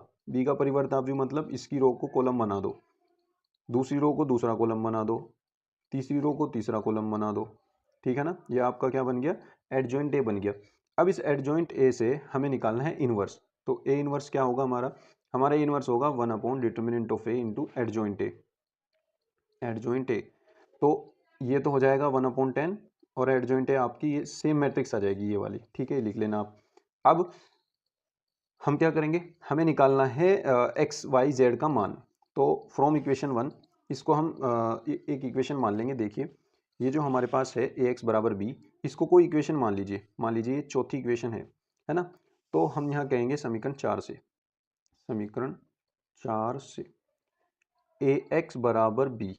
तो यहाँ से जब हम एक्स मैट्रिक्स निकालेंगे तो ये ए मैट्रिक्स जब इधर जाएगी तो ये इन्वर्स हो जाएगी, ए इन्वर्स बी, ठीक है ना, ये मैट्रिक्स है। अब ए इनवर्स की वैल्यू रख दो यहाँ पर, ये x है, x की वैल्यू है आपके पास एक्स वाई जेड, और ए इनवर्स की वैल्यू है आपके पास ये वाली 1/10, और यहाँ पे ये ऊपर वाली मैट्रिक्स एडजॉइंट वाली 4 2 2 -5 0 5 1 -2 3, ये आ गया। और इसके साथ b आएगा, b सबसे पहले आपने ध्यान दिया होगा, हमने बनाया था ये वाला 402, वो आएगा यहाँ पर, तो आ जाएगा 402। ठीक है, अब हम क्या करेंगे, इस मैट्रिक्स की इसमें मल्टीप्लाई करेंगे। कैसे होगी मल्टीप्लाई, पहले एलिमेंट की पहले में, दूसरे की दूसरे में, तीसरे की तीसरे में। जब सारे मल्टीप्लाई कर लोगे तो आपका ये 20 आ जाएगा, ये -10 आ जाएगा, ये 10 आ जाएगा। ठीक है, और इसकी डिवाइड करोगे हर एलिमेंट को 10 से, तो आपका ये 2 आ जाएगा, ये -1 आ जाएगा, और ये 1 आ जाएगा। ठीक है ना। अब देखिए यहाँ आपके पास एक्स वाई जेड रखे हैं, ये मैट्रिक्स और ये मैट्रिक्स इक्वल हो गई, तो इसका मतलब इसके प्रत्येक एलिमेंट भी इक्वल होंगे। तो x बराबर आपके पास आ गया 2, y बराबर आपके पास -1 आ गया, और z बराबर आपके पास 1 आ गया। ठीक है ना, उम्मीद करता हूँ आप समझ गए होंगे। आसान क्वेश्चन है। चलिए नेक्स्ट क्वेश्चन पर चलते हैं। बच्चों 6 क्वेश्चन जो है बहुत बार आया हुआ है, हमने इसको पहले भी किया है, तो इसको आप कहाँ करोगे, 324 BD में जाकर, वहाँ पे ये 9वें का क्या क्वेश्चन है, ये 324 BD 2023 का पेपर है। ठीक है ना, वहाँ आप इसको, वहाँ से आप इसको कर लीजिए, लिंक डिस्क्रिप्शन में मिलेगी सबकी। ठीक है ना। अब 8वें के क्या क्वेश्चन पर चलते हैं। देखिए ये सारे आए हुए हैं, 8वें का क्या क्वेश्चन भी आया हुआ है, ये 324 BA कोड में है, 324 BA कोड में 7वें का ख पार्ट है ये, तो आप इसको वहाँ से कर लीजिएगा। और इसका ख पार्ट कहाँ पे आया हुआ है, ये 324, ये वाला, ये 324 EY में आया है, ये तो अभी 324 EY तो 2024 का ही पेपर है, इसको वहाँ से करिए आप। 8वें के कै का सेकंड पार्ट है ये। ठीक है ना। अब चलते हैं 9वें के कै पार्ट पर। ठीक है, देखिए 9 का कै पार्ट ये कहता है कि आप इसका समाकलन निकालिए, x² + x + 1 अपॉन x + 2 और x² + 1 dx। देखिए ना तो इसके कोई फैक्टर हो रहे जो मैं इसके फैक्टर कर दूं और किसी एक फैक्टर को काट दूं, और ना ही ये ऊपर की डिग्री ज़्यादा है और नीचे की कम जिससे मैं इसको डिवाइड कर दूं, बल्कि ऊपर की डिग्री कम है और नीचे की डिग्री ज़्यादा है।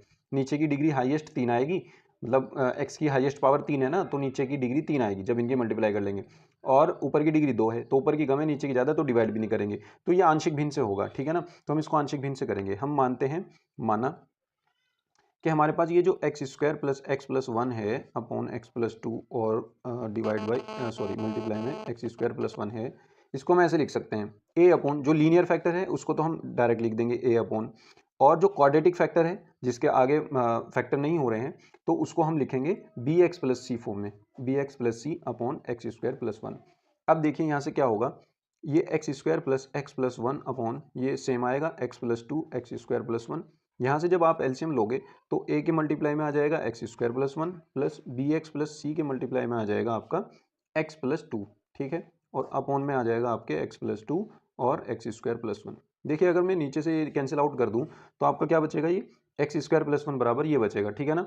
अब देखिए आप यहाँ से, ये आपकी इक्वेशन आएगी x² x + 1 a into x² + 1 और plus bx + c into x + 2, इसको बना लो इक्वेशन नंबर सेकंड बना लो, इसको बना लेते हैं 1, ये बना लेते हैं 1। ठीक है ना।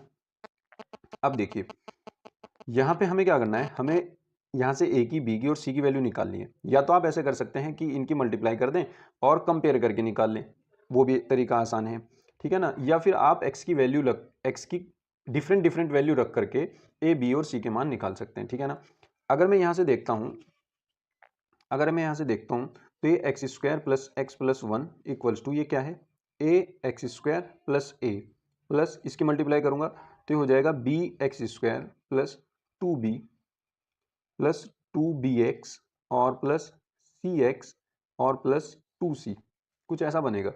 अब मैं क्या करता हूँ, जो x² वाले हैं उनको तो एक जगह लिख लेता हूँ, a + b इंटू x², फिर जो x वाले हैं उनको एक जगह plus 2b + c into x, और प्लस जो कांस्टेंट है उनको अलग लिख लेता हूँ, यानी a + 2c, ये अलग लिख लिए, और यहाँ से मिला मुझे x² + x + 1। अब अगर मैं तुलना करूँ, तुलना करने पर किसकी, गुणांकों की तुलना करने पर, यहाँ पे ऐसे लिख लेना, गुणांकों की तुलना करने पर, गुणांकों की तुलना करने पर। ठीक है, तो यहाँ से क्या होगा, जो x² के इधर गुणांक में है और जो x² के इधर गुणांक में है, गुना में है, तो वो इक्वल होंगे, यानी a + b = होगा 1। ठीक है। दूसरा, जो x के इधर मल्टीप्लाई में है और जो x के इधर मल्टीप्लाई में है वो इक्वल होंगे, यानी 2b + c = ये भी 1। और तीसरा, a plus 2c equals to, यानी ये कॉन्स्टेंट टर्म है और ये भी कॉन्स्टेंट टर्म है, ये हो जाएगा 1। अब यहाँ से हमको a b और c के मान निकालने हैं, ठीक है ना। अब देखिए हम इसको कैसे करते हैं। हमारे पास ये 2b है, अगर मैं इसमें और इसमें से 2b एलिमिनेट कर दूं, a और c में इक्वेशन बनेगी, तो a और c की जो इक्वेशन बनेगी उसको इसके साथ सॉल्व कर लेंगे, है ना, आसान रहेगी। तो हम क्या करते हैं, इसमें 2 से गुना कर लेते हैं, ये हो जाएगा 2a 2b और इक्वल्स टू 2, और यहाँ पे क्या है 2b। अब ये 2b की वैल्यू क्या आएगी, यहाँ से 2b की वैल्यू आएगी 1 माइनस सी, वो उठा करके यहाँ रख दो, तो ये हो जाएगा 2a plus 1 minus c equals to 2। तो ये हो गया 2a minus c equals to, एक उधर चला गया, 2 में से 1 गया 1, यहाँ से क्या बचा, यहाँ से अगर मैं c की वैल्यू फाइंड करता हूँ, c की वैल्यू अगर मैं फाइंड करता हूँ तो c की वैल्यू आएगी 1, ये c इधर ये इधर, तो ये आ जाएगा 2a माइनस 1, ठीक है। अब ये 2a माइनस 1 उठा करके यहाँ रख दो, देखो हमने ये 2b की वैल्यू तो रखी यहाँ पर, तब जा करके ये आया। अब ये c की वैल्यू उठा करके यहाँ रख दो इसमें, तो ये क्या आएगा a प्लस 2 इंटू सी की वैल्यू आ गई 2a माइनस 1 इक्वल्स टू 1, तो ये हो जाएगा a प्लस 2 दूनी 4a माइनस 2 इक्वल्स टू 1, तो ये हो जाएगा 4 और 1 5a, और 2 उधर जा करके हो जाएगा 3, तो a की वैल्यू कितनी आ जाएगी 3/5, a की वैल्यू कितनी आ गई 3/5। अगर आपको ये मुश्किल लग रहा है, इसको आप जो x की डिफरेंट डिफरेंट वैल्यू रख करके वैल्यू निकालते हैं उससे भी कर सकते हैं, यहीं से हो जाएगा वो, है ना, वो ज़्यादा आसान पड़ता है, ये मैंने पता नहीं कैसे चूज़ कर लिया, ठीक है। चलो कोई बात नहीं, आप उसको कर लीजिएगा। और a की वैल्यू आ गई, अब a की वैल्यू अगर मैं यहाँ पे रख दूंगा c की वैल्यू आ जाएगी, तो यहाँ पे रख दें 2 इंटू ये a की वैल्यू वापस से यहीं पे रखते हैं, तो ये आ जाएगा 2 इंटू 3/5 माइनस 1, 3 दूनी 6, 5 इधर, 6 में से 5 गया 1, 1/5, तो c की वैल्यू कितनी आ गई 1/5। अब ये c की वैल्यू उठा करके यहाँ पे रख दो, ये c की वैल्यू यहाँ पे रख दो, तो ये क्या आ जाएगा, ये आ जाएगा आपका 2b equals to 1 minus 1/5, 5 minus 1, ये कितना बचेगा 4/5, तो ये हो जाएगा 2b इक्वल्स टू 4/5, 2 से 1 काट देंगे 2 आ जाएगा, तो यहाँ से b की वैल्यू आ जाएगी 2/5, ठीक है ना। ये आपकी सारी वैल्यू आ गई। एक आपकी वैल्यू आ गई a की कितनी आ गई आपकी वैल्यू, a की मिली आपको 3/5, b की वैल्यू मिली आपको 2/5, और c की वैल्यू मिली आपको, c की वैल्यू कितनी मिली 1/5, है ना। ये कितना होगा 3 दूनी 6 माइनस 5, हाँ 1/5। अब देखिए इन सारी वैल्यूज़ को उठा करके हम क्या करते हैं, यहाँ पे रखते हैं इक्वेशन 1 में रखते हैं a की b की और c की, और इसका इंटीग्रेशन कर देते हैं दोनों तरफ, यहाँ का भी यहाँ का भी। तो जब इसका इंटीग्रेशन करेंगे ये तो क्वेश्चन बन जाएगा और ये हमारा सोल्यूशन हो जाएगा, ठीक है ना। तो हम क्या करते हैं, समीकरण 1 से समाकलन करने पर, ऐसे भी लिख दो, समाकलन करने पर ये क्या हो जाएगा आपका, समाकलन x square plus x plus 1 upon x plus 2 x square plus 1 D x, ये तो इधर आ गया। और ऊपर जब हम यहाँ पे a की वैल्यू रखेंगे तो a की वैल्यू आ जाएगी 3/5 upon x plus 2 D x, यहाँ पे रखा हमने 3/5 अपॉन एक्स प्लस 2 और इंटीग्रेशन कर दिया। अब b और c की वैल्यू यहाँ पे रख देंगे, तो देखिए b की वैल्यू क्या है हमारे पास, b की वैल्यू है 2/5 एक्स प्लस c की वैल्यू है 1/5, और अपॉन में कितना आ जाएगा, अपॉन में आ जाएगा आपके एक्स स्क्वायर प्लस 1, इसका भी इंटीग्रेशन हो जाएगा, ठीक है।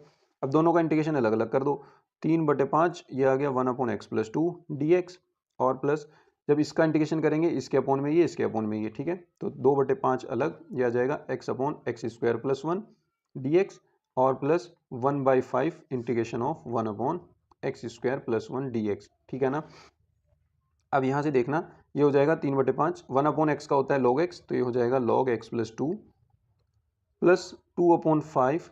देखिए अगर मैं ये देखता हूँ, ये इसको मैं t मानूँ तो 2x dx का डिफ्रेंशिएशन आएगा, यानी मुझे 2 चाहिए, तो ये 2 अंदर ही भेज देता हूँ, यहाँ 1 बचेगा बस, ये 2 मान लो अंदर ही चला गया, ये 2x अपॉन ये है, तो 1 अपॉन t का log t हो जाएगा, ये हो जाएगा आपका log x स्क्वायर प्लस 1। आप इसको t मान करके भी कर सकते हैं, कोई दिक्कत नहीं है। और ये 1/5 ये हो गया आपका tan inverse x plus c, ठीक है। ये हो जाएगा आपका आंसर। उम्मीद करता हूँ आप समझ गए होंगे। चलिए नेक्स्ट क्वेश्चन पर चलते हैं। नेक्स्ट क्वेश्चन आपका क्या कहता है, ये है आपका 9th का ख पार्ट का फर्स्ट पार्ट। देखिए 9th का ख पार्ट का जो फर्स्ट पार्ट है, ये हम ऐसा ही है जैसे 324 EY में 5वें का क है, बस इस 16 की जगह वहाँ 25 दे रखा है, ठीक है ना। तो जिस तरीके से मैंने वहाँ पे किया इसी तरीके से आप इसको भी कर लेना, ये इजीली आप कर लोगे, मुझे पता है। अब आगे चलते हैं, देखिए ख क्वेश्चन पर चलते हैं। ख का सेकंड पार्ट क्या कहता है, ये कह रहा है कि अगर मेरे पास e की पावर y 1 प्लस एक्स बराबर 1 है तो ये दर्शाओ ये होगा। तो कोई दिक्कत नहीं है, हम क्या करते हैं इसका निकालते हैं इसको, ठीक है ना। तो देखिए क्या होगा, 1/x को अगर मैं इधर भेज देता हूँ तो ये क्या हो जाएगा, ये आ जाएगा आपका 1/x को मैं चलो यहीं पे रखता हूँ और e की पावर y को मैं उधर भेज देता हूँ, e की पावर -y हो जाएगा। ठीक है, ये सही है ना। इसका करते हैं डिफ्रेंशिएशन, ये आसान पड़ेगा। dwr2x dwr2x 1 का हो गया 0, x का हो गया 1, e की पावर -y का कितना हो गया माइनस e की पावर -y और y का हो गया dy/dx। ठीक है, अब हम क्या करते हैं, e की पावर -y को वापस से इधर ले आओ, आसान पड़ेगा। e की पावर -y को जब मैं इधर लाऊंगा तो ये कितना हो जाएगा, e की पावर y पॉजिटिव हो जाएगी और यहाँ पे बचेगा माइनस के dy/dx। ठीक है, एक बार और कर दो, इसका हो जाएगा आपका e की पावर y का e की पावर y और इनटू में आ जाएगा dy/dx इक्वल्स टू, डिफरेंशिएशन करें दोबारा और माइनस में इसका करेंगे तो ये हो जाएगा d2y/dx स्क्वायर। ठीक है ना। अब ये माइनस अगर इधर की जगह मैं इधर ही लिख लूँ तो कोई दिक्कत तो है नहीं, लेकिन अगर ना भी लिखें, चलो अभी देखते हैं। अब dy/dx की वैल्यू देखो क्या होगी, अगर dy या ey की देख लो, देखो ये मान लो आपके पास इक्वेशन नंबर फर्स्ट है। अब e की पावर y की जगह अगर मैं माइनस के dy/dx यहाँ पे रख दूँ तो देखो मुझे ये तो लाना है ना इसका स्क्वायर, तो ये हो जाएगा, तो मैं इसको रख देता हूँ माइनस के dy/dx और एक dy/dx यहाँ पहले से है और इक्वल्स टू में माइनस के d2y/dx स्क्वायर। ठीक है, तो माइनस से माइनस कैंसिल आउट हो जाएगा और ये dy/dx का होल स्क्वायर हो जाएगा। तो मैं इसको क्या लिख लेता हूँ, मैं लिख लेता हूँ dy/dx का होल स्क्वायर और इक्वल्स टू d2y/dx स्क्वायर। ठीक है ना, बस ये इधर दे रखा है इधर, तो इसको सही से लिख लो, d2y/dx square equals to dy/dx का होल स्क्वायर, ये उसने दे रखा है। ठीक है, ये आपका प्रूफ हो गया।